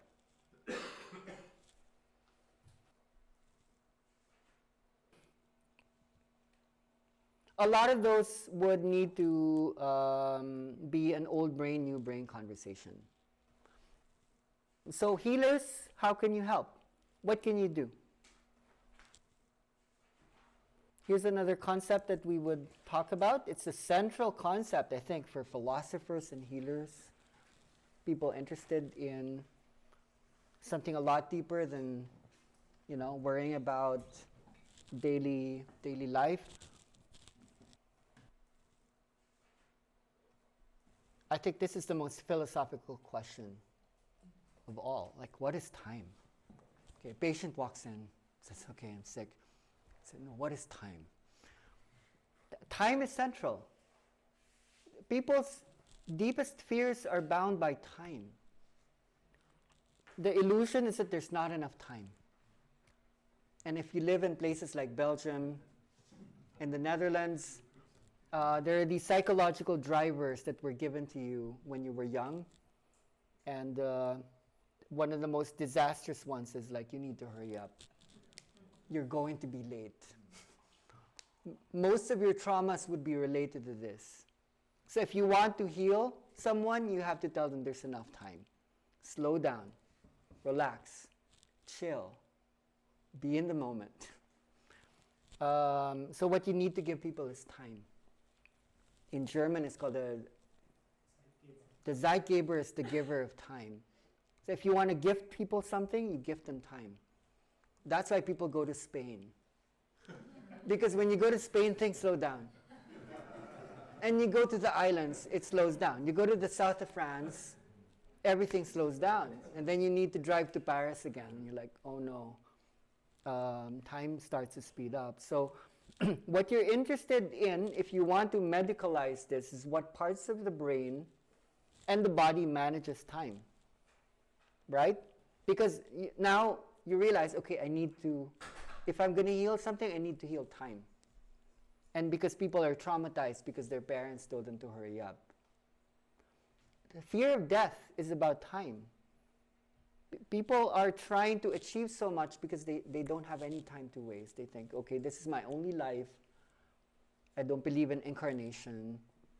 I was told that this is my one project, and once it's over, that's it. If you can change time, you can change anything. So you can see the problem is time's going faster in the world. Something needs to slow down.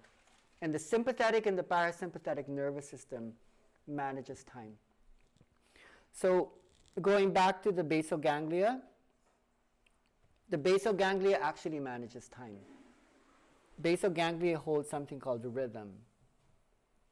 So when you listen to music, and the music has rhythm,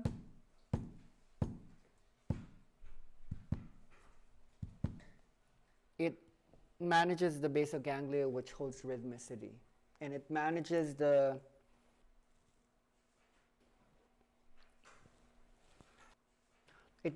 lot of the neurotransmitters and the hormones. The most predominant would be glutamate and GABA.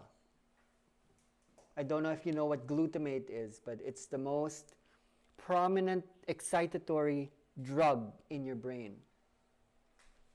And when you have too much glutamate in your system, when you're getting too excited, it becomes toxic, it becomes a poison.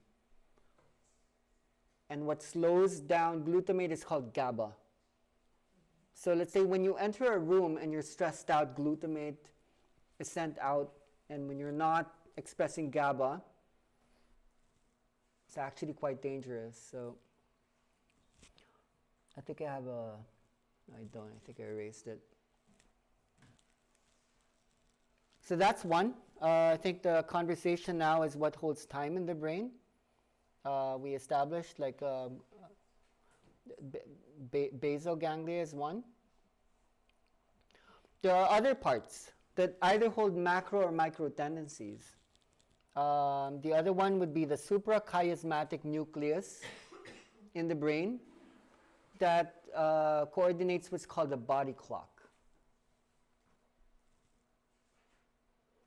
Maybe this one. Light and dark, right? The suprachiasmatic nucleus, which is part of the hypothalamus, tells you whether to slow down or to speed up. So the suprachiasmatic nucleus influences the pineal gland to send out melatonin.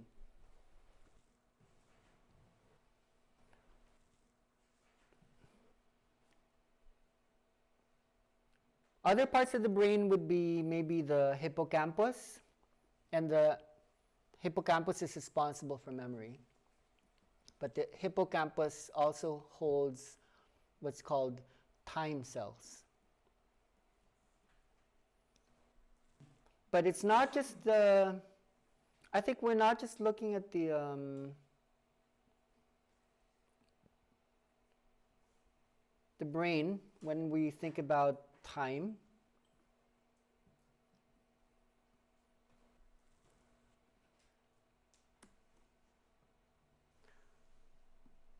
okay, so there is a part of the heart that's the pacemaking mechanism, and that's called the sinoatrial node, or the SA node.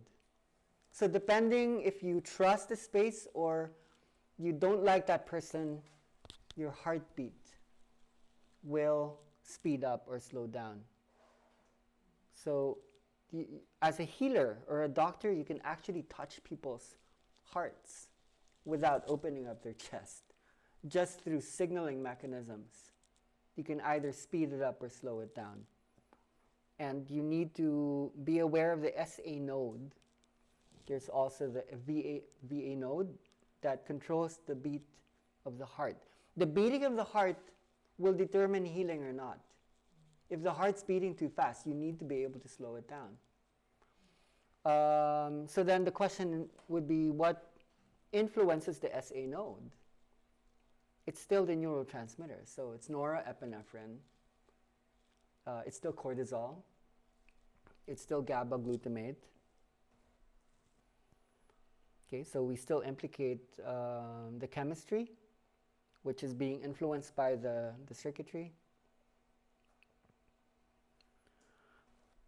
So let's put here the SA node, like in the heart. Okay, so these are the things healers will be using. It already should empower you. I don't know if it empowers you to know that what's happening in the environment controls your heartbeat. So if you're trying to look for a non-invasive medicine and you understand that fear is the heart beating too fast, if you want to heal fear, then change that pattern. How do you control the environment that then holds the heartbeat, which holds memory? All the memories of trauma, of danger, is measured in the heartbeat. So you want to change people's heartbeats. So you know, a lot of people are talking about heart rate variability now. Heart rate variability means that the duration between heartbeats change, and the higher your heart rate variability, the more your sympathetic and parasympathetic nervous system can interact with each other. That means you can react more easily. You're not responding in terms of anxiety anymore. So then this says, okay, I don't care anymore. Never mind, just slow down. You can slow down the heartbeat, and in that moment you can actually see more.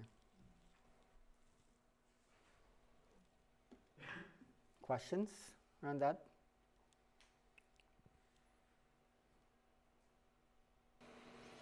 Okay, we have an hour. I think we can go into what I said is, what is the central governing system that helps to govern all the other systems? What is the one part of the brain that could be the gateway to the rest of the body? If you could simplify that.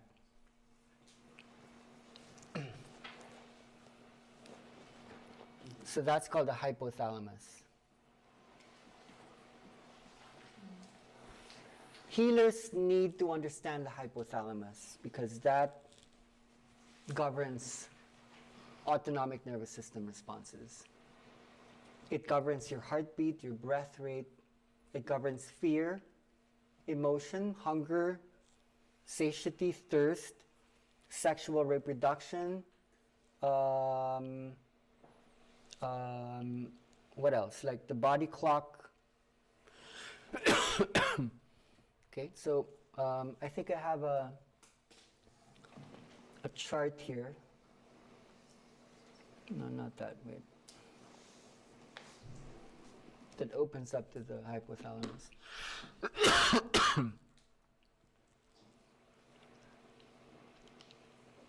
Okay, so the hypothalamus is almond shaped. It's really small. It's almond sized in the body. but it performs like all these different functions. But we'll simplify this. No need to copy it. We can give you the slides. It's in Prezi. Just need the link. I think if we understand this, we can have a real conversation. Doctors and healers can have a real conversation. I'll draw these out so that it's easier to understand more. Okay, like I'm really just gonna, like these two, the lateral hypothalamic area and the dorsomedial nucleus does hold clock mechanisms as well in terms of the heart. It manages the heart rate and the cardiac output. So the SEN we've talked about, it releases melatonin. It maintains your body clock and your circadian rhythms. One of the more important parts would be the paraventricular nucleus. CRH signals the pituitary to release ACTH, which becomes cortisol.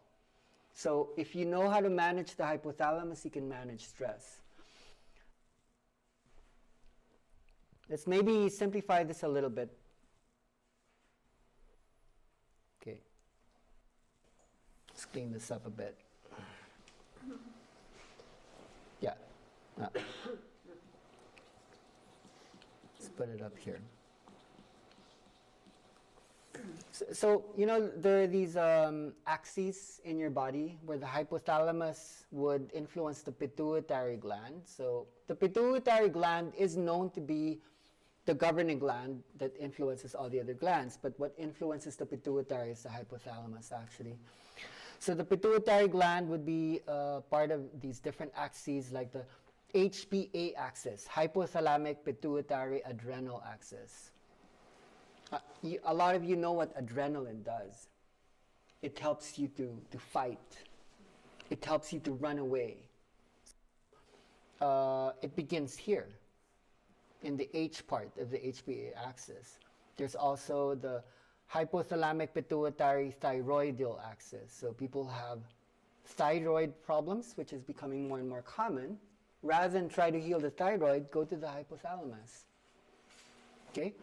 People who have problems with the reproductive system, there's the HPG axis, or the hypothalamic pituitary gonadal axis.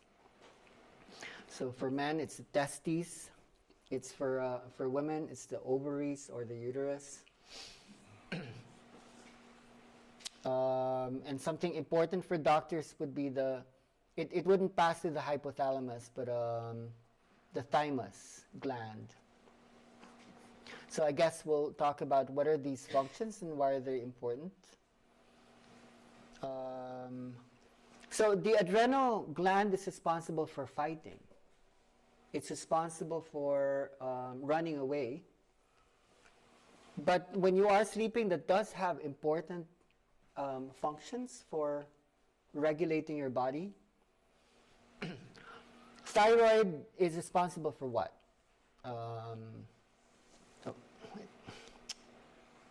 The thyroid is responsible for metabolism. So if you are stressed out, what happened? If you are stressed out and the adrenal system is high, one of the reasons why people aren't metabolizing well is because you're putting too much energy into the adrenal system. The thymus is responsible for immunity. So if people are getting sick all the time, it's still because they're too stressed out. They're still putting too much energy in cortisol and adrenaline systems and norepinephrine systems. The gonadal system is responsible for growth, for building new neurons, building new bone, building new muscle, which is still metabolic in a way. So what we see here, it's something to do with balance. Like people are losing balance. They're not metabolizing. Metabolism is made up of the catabolic process, which is to break down old cells or to convert sugar into energy. And then the anabolic process would be about building new material, new cells. And if you don't have the metabolic balance, then you're not actually growing, you're just getting sick. What you can surmise here, it has something still to do with stress. It's something to do with stress. And what's interesting about the hypothalamus, people used to think that emotions existed in the limbic system. Usually the limbic system is implicated, especially the amygdala, like emotion was here. But what was recently found out is that actually fear is actually in the hypothalamus, especially deep fear. The deepest fear would be fear of predators, like big animals eating you. It's hiding in the hypothalamus. So if you haven't confronted your fear, your hypothalamus is not able to regulate. You're putting too much energy. You're not able to regulate balance. The mechanism of fear is hiding there. And you know what? The hypothalamus is very sensitive to music. So that's one of the reasons why something like inner dance and all the work that's expanding around the world is doing something, because we're triggering this. We're balancing that which achieves balance. Does that begin to make sense to you? Now, if you can treat the hypothalamus, you can treat all the other mechanisms. There's a one place in the brain we found out that's part of the primitive brain that governs the new brain and the rest of your body. That's really what I would like to go into as something that demands more research, more experiences. I love this insight because it actually simplifies the complex. We could go into all these details, but if there was just one place actually that just needs to hold the east, the west, the high, the low, the masculine, the feminine, the light and the dark, balance that, everything else gets balanced. So I'm trying to create like a chain in your mind or your system. Okay, if this is disease, what's lower? Okay, emotions, something to do with body, the organs, the endocrine glands. Do you see why music would be the new medicine? Vibration is the new medicine. Music is really just organized noise and organized sound that sounds pleasing. And if you can figure out what parts of music actually control the governing system, that's why it would heal people. Okay, so let's get some testimonials or stories. Can I just ask you a question? Yes, please. Because you're very much focusing on the chemistry, and we all know that trauma and so on, we go to the story, and also the story behind fear and so on. Yeah. Do you totally bypass that? Is it irrelevant? Okay, I think we need to validate all the dimensions. It's just that there's already so many mechanisms in psychotherapy and all the trainings that people receive that are available that can help with unraveling the layers. But what is missing is the vibratory mechanisms that could allow for those to also, so it doesn't go away. It actually makes it more prominent. It's just that if we're not able to bring people into the energetic state to look at the story from a more expanded space, people can't trust enough. Like oxytocin would be the neurotransmitter of trust. And if people can't release oxytocin, the exchange between like so-called therapist and patient doesn't happen so much. So we need verbal exchange, which allows the psychological to unravel, but what's missing is the non-verbal. There's something that needs to go beyond language, that needs to speak to the whole body, that needs to transcend the sequential or the linear, and then the language part would start to come at the right time. But there's so many conversations that can't happen between therapist and therapy because you have an hour and the conversations with all the people that are lodged here. It needs to happen in the dream state. So my reason for going into the chemistry here is strictly to speak to the system people, that if you're going to scale this, that it would reach like a lot of people organically. We need to know the underlying mechanisms before you go into the design of the vibratory process, because we lack a map. Okay. I want to hear some stories. Like, I want to start with Christelle. Christelle has one of the most interesting brains I've ever seen in the world. If you could speak a little bit about what happened 30 years ago and what the doctor said, and you experiencing this energy. Well, I'll translate. Ja. Ik heb een heel zware ongeval gehad. Comateus. Heel veel hersenen. Terug moeten leren eten en praten en alles wat je doet. De dokters hebben verteld dat het niet zou gaan, dat ik niets meer zou kunnen. En dan ben ik op zoek gegaan. En dan ben ik gaan kijken wat betekent trauma, wat betekent voetreflexologie, wat is somatopsychopedagogie, dus terugverbinding leggen in het hoofd en hart. En hoe kan ik eigenlijk mijn hersenletsel terug een beetje herstellen van wat dat er is. En dan ben ik naar Palawan gegaan.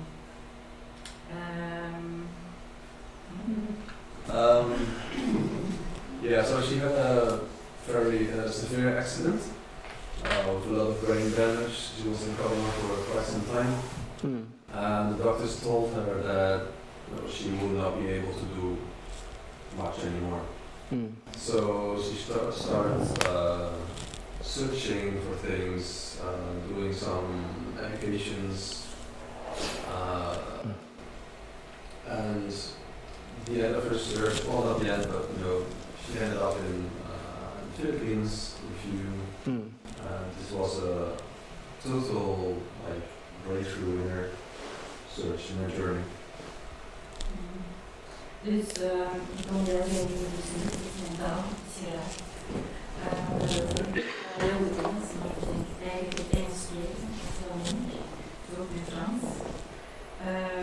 Na bij Parijs geweest te zijn, is er heel veel stukken naar teruggekomen, dus we zijn terug aan de berading gekomen. Ik kon ook niets met 2 handen, dus hetzelfde doen, dat kon ik niet, dat ging gewoon doen. Is daar ook teruggekomen. Hij heeft dus een brainchirurgie gedaan op mijn hersenen, dus met alle soorten muziek. Ik kon geen enkel geluid, als er een geluiden kwamen, ik zou heel die zaal afgebroken hebben. Dat is zo overprikkeld. Maar door eigenlijk toch in die sessies te gaan, is er enorm veel gebeurd met mezelf. En ik ben teruggekomen en niemand herkende mij meer. Heel veel veranderd. Yeah. So she said there were many things that she was not able to do anymore, like doing one thing with both her hands together, like her motoric system. Speaking English was really difficult for her. Many things. And after receiving Pi's musical brain surgery, a lot of these functions totally improved. Speaking English is just coming back much better than before. Many of her bodily functions are improving. But it was quite heavy because she felt that her brain got overstimulated by all the noises and sessions. But she was just not through. In november gaat er terug een RNI komen, dus ik ga terug met een RNI om terug te kijken van wat dat het heeft gedaan en of dat er echt die bedradingen zijn. En er gaan ook terug de tests worden teruggedaan, dus we zullen zien. EEG's, alles wordt hergaan. En ik vind het heel interessant om terug te kijken van is het merkbaar ook op de foto's. Yeah, so they're going to make new brain scans in November to check which parts of the brain are like rewired or what has changed. She's really looking forward to the results to see what's visible on pictures or something. Hoe lang is dat geleden? 30 jaar. Maar zie je, toch zijn er nog bedragen. Dus het kan eigenlijk wel zijn van de Ukraïnse probaties. Dus ik was echt iets aan het zoeken omdat ik geloofde, er moet iets meer zijn. Dus er moet iets zelf heel iets zijn.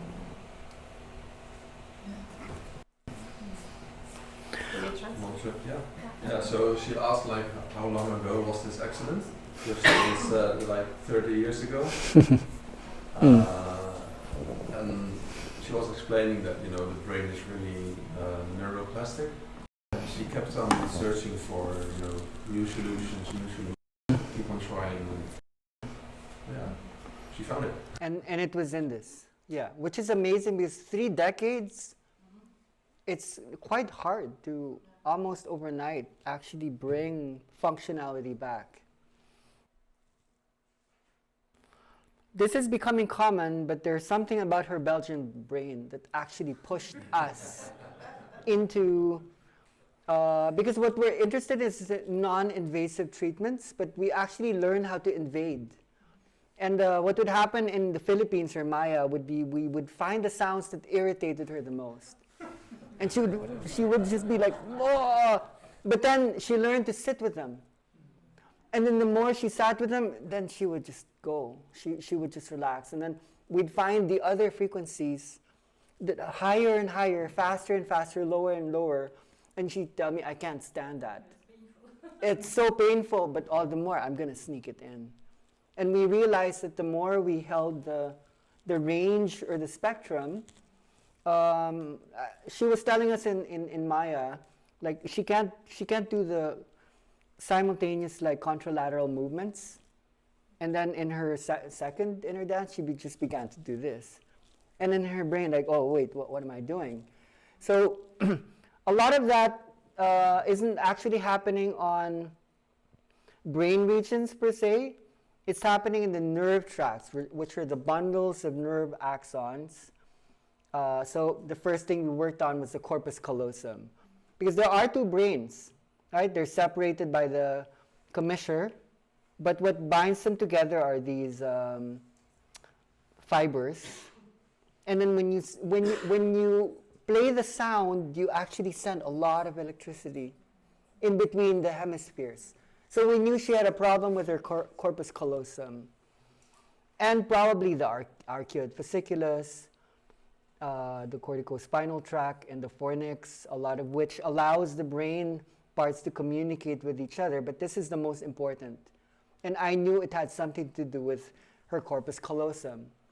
So when you send electricity there, you establish connections between the left and the right hemisphere of the brain. And English is a very left-brained language. I mean, Flemish is very left-brained, but English all the more so. And her accident had like cut the connections. And sometimes it's easier to build new connections in neuroplasticity than to try to repair the old connections. So when we did the invasive music treatments, we invented brain surgery because of her. That term we weren't using, but because of her Belgian brain, there were 3 Belgians in Maya at that time. She actually pushed us to hold much, much higher frequencies and much, much lower. That's what you did. That's what you did. We needed a damaged brain, basically. And I believe that the more damaged you are, the more you're actually fixed. Sometimes you need to mess things up in order to see the bigger patterns, because when you're too fixed, you can't see because you're too limited. So we needed her brain, and that's influencing a lot of the ways we actually do things right now. So it is important to understand the story. I lived alone in the island for 2 years, and I went through an awakening experience, eating just coconuts. I think the most healing part was I actually didn't like people. I was sick of people for a time. I don't want to talk to anyone, so I was alone. You think, oh, that's really boring, Pai. But can you imagine no one will tell you what to do? You can be who you are, totally. You can be free. You can sleep whenever you want. You can do anything you want. You can just be the most natural being. Something will happen to your brain. So I went through an experience where I became the universe. I literally had this experience that my mind just jumped out of my head and I became vibration. I became energy. And so the process began when I touched people. They would explode. I became this person who could activate others. But I knew that wasn't really what I wanted because I was becoming like a doctor. People would line up and then, okay, heal me, heal me, heal me. And the healing wasn't happening from inside. So what happened was my mom gave me a gift. It was an iPod. And there was music inside. So I realized, okay, I don't want to spend my whole day healing people. I just want to go out there to the beach and enjoy myself and read a book. So I realized when I played certain types of music in a sequence that followed maybe 7 or 12 stages, I can get 100 people in one room, and in 1 hour, everyone would heal themselves. So that could scale. That's what became a modality that spread across the whole world. And a lot of healers now are using music because we realize that music is the brain. Rhythm, harmony, melody, tempo, texture, tonality, it's the brain. We invented music because the brain was growing along with the music. Music grew with language. Actually, music was there before language. Music was there before language. We started to chant, and then we harmonized with each other. And we started to make noises with our feet, and we decide, oh, we can synchronize, we can syncopate together. We learned how to empathize because when we learned how to listen to the other person's music, we could connect. So then language became possible, but even within language, music is there. So we realized that music was going to heal people. And in the beginning, we were really primitive. We were just putting songs one on top of each other until we realized we can create our own music. So now we have synthesizers and instruments. So as we studied the brain, we studied music. And I think in the cognitive sciences, a mapping would be very multidisciplinary, that if you want to understand something about the mind, you need to understand something about the brain, neurology, and then you need to understand something about language and spirit and information processing systems. But what I think is music theory needs to come into here, and spiritual awakenings need to come into here. So we've been studying all of these very deeply. Today is really just about the medical aspect. If we weren't just talking about medicine, we could go into a lot more of the other domains. It looks like this. The music follows a kind of pattern where this is the REM state. And then this would be non-REM 1, non-REM 2, non-REM 3, back to non-REM 2. That we could establish a complete one sleep cycle that brings people into the REM state where healing, transformation, magic was going to happen. Basically, REM state is just a combination of delta, theta, alpha, beta, gamma state. And when you're awake, you're in the logic, I'm thinking too much. So what we're trying to do is raise the vibration, and the only way you can do that is actually to drop the stress management that's happening in the body. So that when you're experiencing the super slow and the super fast, that is REM. That's what we are looking for, the balance of the super high and the super low. So we realize that music holds capacities to bring people into REM state, because music could either be delta, theta, alpha, beta, or gamma. But what we're learning is when we hold all of those all at the same time, even faster than gamma would be high oscillating frequencies, even higher than that, you're actually able to bring people into other dimensions. not just in the third dimension, but you can go beyond into the memories of the ancient, the super old, and the super alien, the super future. So when we learn this technology, we train people. And now, people are using this technology. Now we're even changing the waves a little bit. So what happened last year was incredible. Anda is actually partially responsible for that. She was in Maya last year in October, I think. And then we were having all these conversations about transformation medicine. What can we do? Europe needs Asia's help. How can we put things together with these maps? We've been using these in the workshops. This is what healers were using in the workshops to bring people into the dream state. But we realized, okay, if that's actually the technology in the sleep stage, what would happen if we expose people to that while they're sleeping? Do you see where I'm going towards? So she was there in Maya. Someone from London wrote me an email, said, I have a nephew who has so many problems. The father is a prominent surgeon in the UK. They spent so much money on therapies and nothing is working. And she said, what can I do? So I constructed a playlist. In 15 minutes, using a simple program called Logic Pro, I made a 2.5-hour playlist using just tracks that followed the wave. Like 2.5 hours. And the boy's name was Josh. He's 7 years old. And I didn't think anything of it. We were just spending time in Maya. She went home. I received an email from Lisa from London like a week later. What did you do? What did you put inside the thing? The parents were shocked because all of the symptoms started to drop away one by one by one. So what happened was that playlist became famous.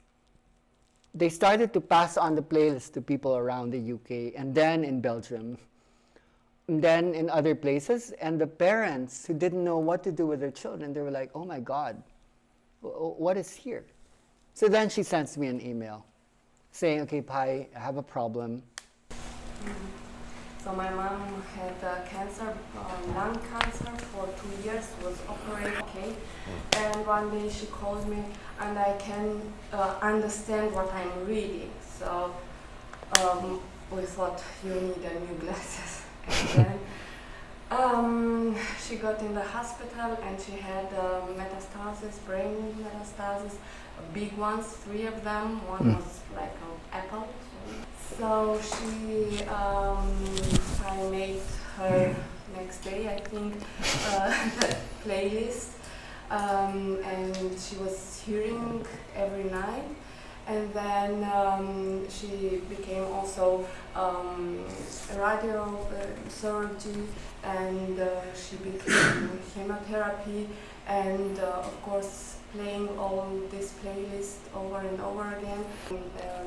Free from metastasis. Yeah. So this has just been a year of experimentation. There are people here who have been playing these playlists. So what we're doing now is we're creating the inner dance sleep playlists, like REM state entrainment. And I think you're creating sleeping playlists. Okay. Talking to doctors for so long now, I think this is the way. Something not so weird, something not invasive. If people are busy, you're going to sleep anyway, why don't you do the work when you go to sleep? So understanding how the neurotransmitters worked, understanding how the hormones worked, we're actually able to stimulate and inhibit stress and healing mechanisms within a 2-hour or 1.5-hour basis. And I think that's the one that can scale. I think the new medicine will head towards that. Using what for many years we were conducting in the healing process, bringing that into the sleep state, I think can heal humanity. Can heal the overstimulation of the visual cortex. We need to go back to the auditory cortex.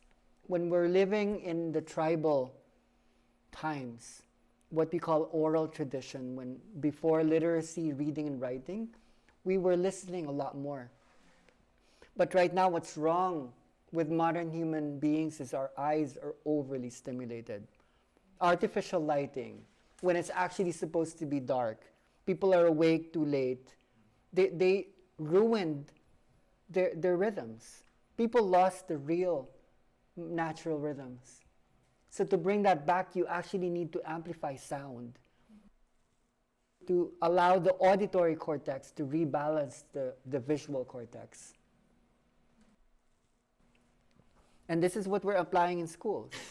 We're creating school curriculums that goes with art, goes with science, metacognition, but bringing music as the new tool for learning.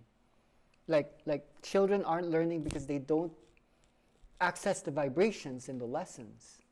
So if you can actually learn with there's something about the camera. You need to turn it on. It's 2 o'clock anyway. No, it's 1 o'clock. Okay, so I think we can start to close the morning with this particular insight, where we're actually needing to catch up with where this can go. Like I've been talking to the doctors and therapists, and I feel that we're actually quite close to establishing something that doesn't look so weird, something that's not so hard to explain. I think we need to go into the studio and make better music, though, because a lot of what we did were even accidental. But already they're working quite a bit. And in Belgium, a lot of the newer material is more accepted than maybe in most parts of the world. So there's something about the energy here, through Castel, Yella, that's readier for the weird, a lot more than the other places around the world. So we're modeling these frequencies from a Belgian experience. You've been using these playlists for your clients. Like, what has been the feedback? Over het algemeen gaat het veel beter. Ik heb een piepklas van 16 dat zichzelf snijdt. Dat is weg. Dus met de muziek is dat weggegaan. Ze heeft ook iets geschilderd. Ik heb er nog op. Dus ze kreeg terug voeling bij haarzelf. Ze werd rustiger en ze kon alles terug meer op afstand bekijken. En dat is eigenlijk heel fijn. Ook mensen met MS. Eigenlijk alles wat ook iedereen met beperkingen die niet kunnen stilleggen. En de feedback eigenlijk van iedereen is heel goed en ze gebruiken het. Het zou nog plezanter zijn moest het nog specifieker gericht zijn. Dat zou, moest het nog meer ontwikkeld zijn. Dankjewel. Yeah, she's noticing a lot of improvements with people. She had a young girl, 16 years of age, who was auto-mutilating. And this has stopped. She's feeling much more connected to her body and much more quiet and relaxed. Also, other people, is that one with MS? Yeah, multiple sclerosis. Yeah, there's also much improvement, but she said it will be really interesting to have a more specific playlist for specific issues, but that's what you're working on anyway. So. Everybody's asking for your music. The music is actually very noisy. It contains a lot of noise. But from a cognitive science perspective, you're only aware of 1 to 3% at any given moment. So where's 97 to 99% hiding? It's hiding in the noise. We have limited the diversity of frequencies that the brain's able to hold. So when you hold the 99%, it's going to have a lot more layers. You've been playing with these new ways of handling the brain as well, Sophie. And you're seeing a marked difference. Yes. Yeah. During the sessions, the live sessions. Yeah. Yeah. First time I did it was as soon as you brought out the new playlist. Thanks to you now, I know. So thank you, because a lot has changed. There are less movements, and there's so much more. They go so deep. It's not that emotional anymore. Yeah. It's more. It was difficult because some people still came for the movements, because at the beginning it was difficult for the people to make the transfer to the to the deeper playlists. But as soon as I gave the explanations, that's why I'm so happy to study with you for several months. When you give the explanation, people tend to trust more, and then when they go deep into the new playlist, it's really noisy and strange. But yeah, my mother-in-law also came. There's a lot that happens inside of the, but a lot of healing. And I used a sleeping playlist with a woman I know. She never came to a session because she has Parkinson, and it's really difficult for her to move. So I sent her the sleeping playlist, and since she is using it, she wasn't able to sleep before because she was always waking up. And at the beginning, when she wake up, she couldn't move. She needed a lot of time and pills to be able to move. It took like 1 hour to be able to move. And since the sleeping playlists, she sleeps during sometimes 12 hours. And when she gets up, she can immediately move. That was the most crazy feedback I got. So she's still using it, and that's the good things. Sylvia. Hi, I have a couple of questions. Okay. The sleeping playlist have to be done every day, because you talk about dopamine, and if it's too much, it's not good. Have to be a balance. So. I think that the sleeping playlist actually lowers dopaminergic systems. That's what's interesting. When you expose the babies to white noise, they experience more peace in the noise, because in the womb, they're absorbing like a lot of frequencies. So dopamine actually goes down when people experience more the vibration, the original vibration. So I do have to act like a doctor now, so that when I give a prescription to the diagnosis, okay, do this 3 times a week, 4 times a week, call me in the morning. It's like a new medicine. We don't know, because we haven't received a global feedback yet. What we have are a lot of local feedbacks, and they're all encouraging. You can see what I mean about the reliance on the doctor or the healer. This is mind-blowing, because people can heal themselves. Like the mother of Josh and many other mothers, they feel so helpless. I don't know what to do. This is my child. They're experiencing this emotional, cognitive, and physical process. The mothers are so empowered that I can at least hold the vibration for my child. I actually can help to hold the brain states of my children. And it's so empowering, because they don't need to rely. It doesn't mean the doctor or the healer won't be needed. All the more you need to contextualize these. So we're here to actually share this with you, so that maybe you can even help design this.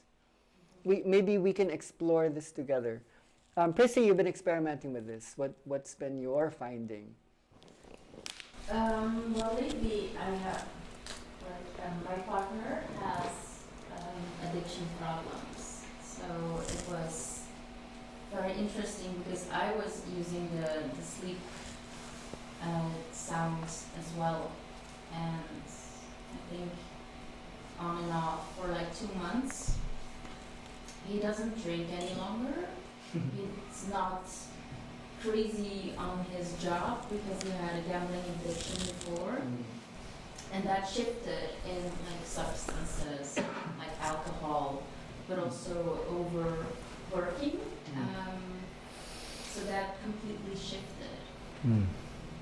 And it's not that he asked to be part of the playlist. I said, do you mind if I put it on because I really want to sleep with it? And he said, okay, yeah. And then after a week it was like, oh, aren't you putting on a playlist? And I was like, no, if you like, I can put it on. So it does something with it without actually chooses for it. Or even understanding what it is. Or understand what it does. Yeah, when he feels it. And I think even because we both experience this in a positive way, even our child benefits from this. That she experienced what we feel, or it's pretty magical.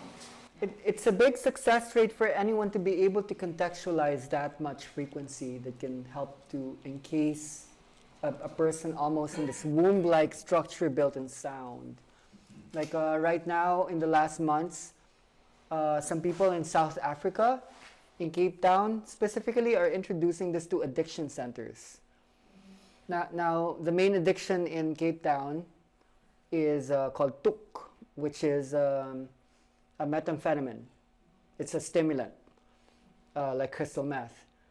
And in the beginning, people were going to the emotion. Now people can't allow the addiction center to not play the music every night.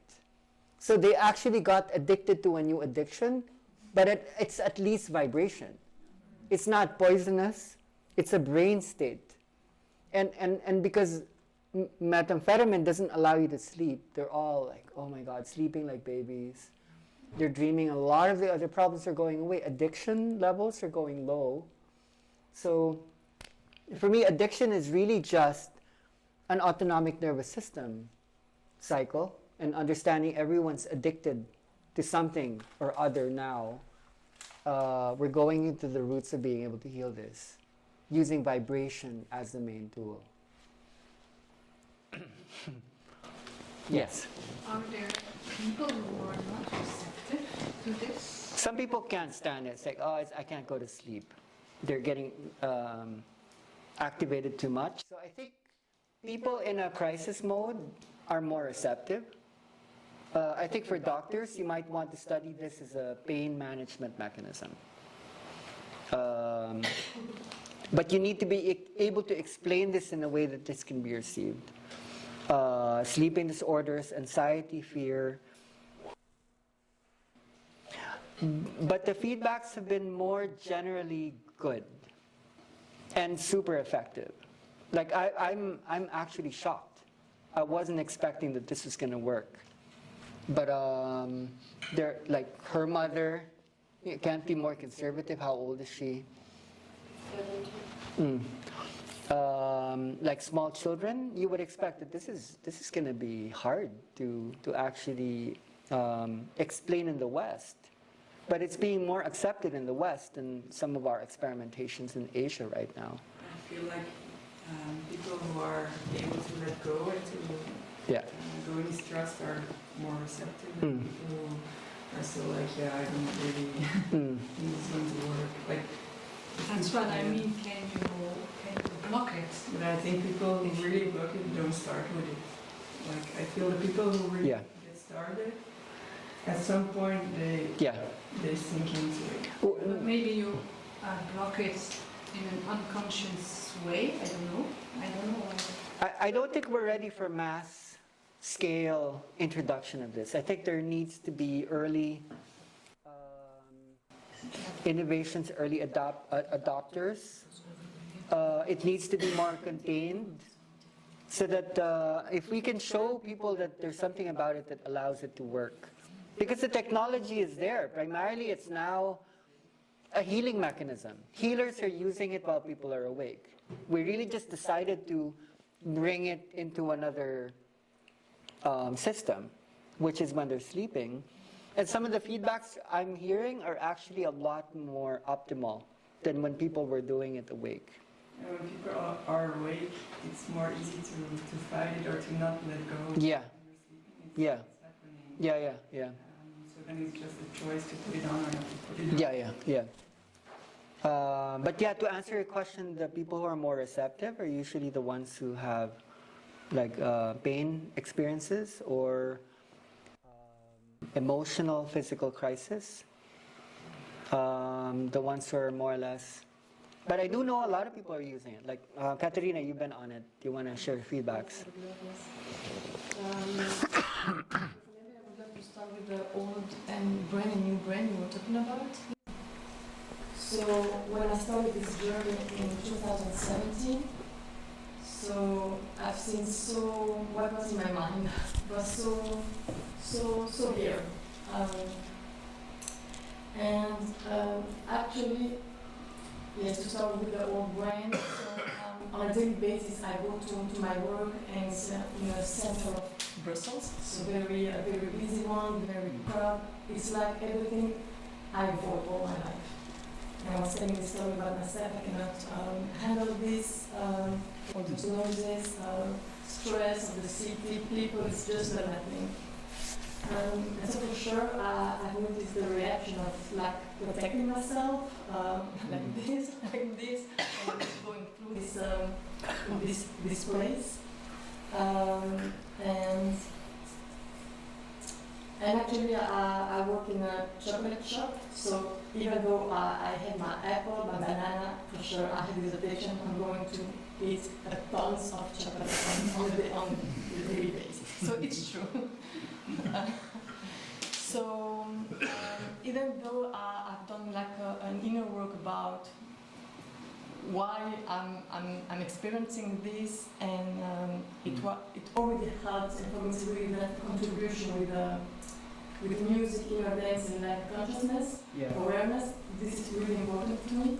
I still have like, okay, I think I understand why I'm here. It's a part of my old brain experience. But at the same time, all this physiological thing was there. I was so stressed actually, and I couldn't handle it.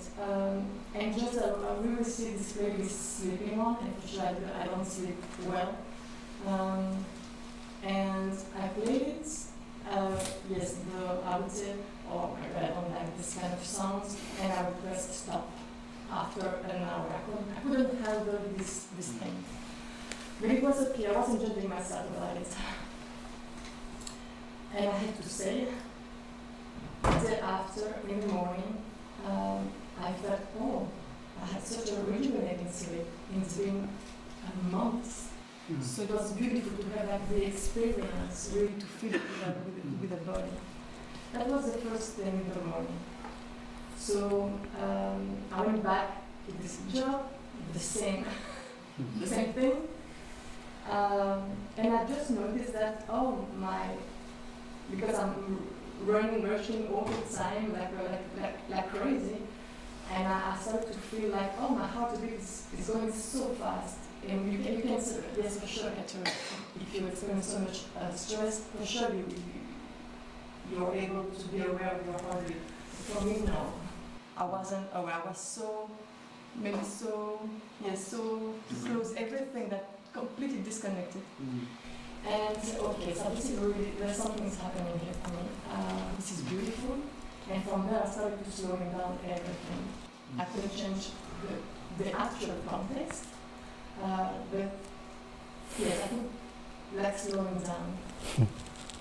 So after that, something like going back to the brain is happening, and I went back to listen to this playlist for the whole duration, and keep sleeping very well. Going back to this daily life with all the same context, and it came to a point that even before going to this straight, very crowded one, I was starting to reflect on myself. Let's forget to remember this fear and trust. What are you choosing? Do you choose the fear? or maybe I can say something like trust now, you know. And this helped for me the inner change to keep going. So, and since the choice has been made, I'm going to like embrace this situation and not like avoiding or like fighting the situation, the breath. Let the inner breathe in and breathe out, and from there I just went there, just noticing what my body was reacting. And for me, it looks like very subtle change, very small change, but it's a lot. It's really a lot. Yes, it's like I'm experiencing this old brain, like an old Katerina in the present, and I can see like something opening for the future as well. So thank you for bringing this old and new brain. Yes, and so I don't feel anymore like a victim of all these kind of things happening. This is something important to me as well. But like even yes, I can have a choice actually. So yeah, totally. Amazing. Over the years, the feedback people go into the session have said this. After the experience, the biggest gain that I'm getting from this is I'm not reacting the same way anymore. The things that used to trigger me, that used to scare me. So one of the ways we were explaining this to people before, inner dance is a way to be scared without being afraid. So there is a way to sensitize, allow your heart to open, but at the same time to create more objectivity so you could observe the emotion and even the pain. And in the honest observation, there's actually like a lot of healing happening through the honesty of being able to watch what you're feeling. I think to answer the question, we're not bypassing anything. It's just that when we do go into the ladder of like belief structure, behavior, emotions, underneath that would be vibration. We're needing to learn how this vibration work. What is the literacy of vibration? How do we hold the vibration? How do we remind people of how to hold the vibration? But vibration is not simple. Vibration is actually a combination of many vibrations.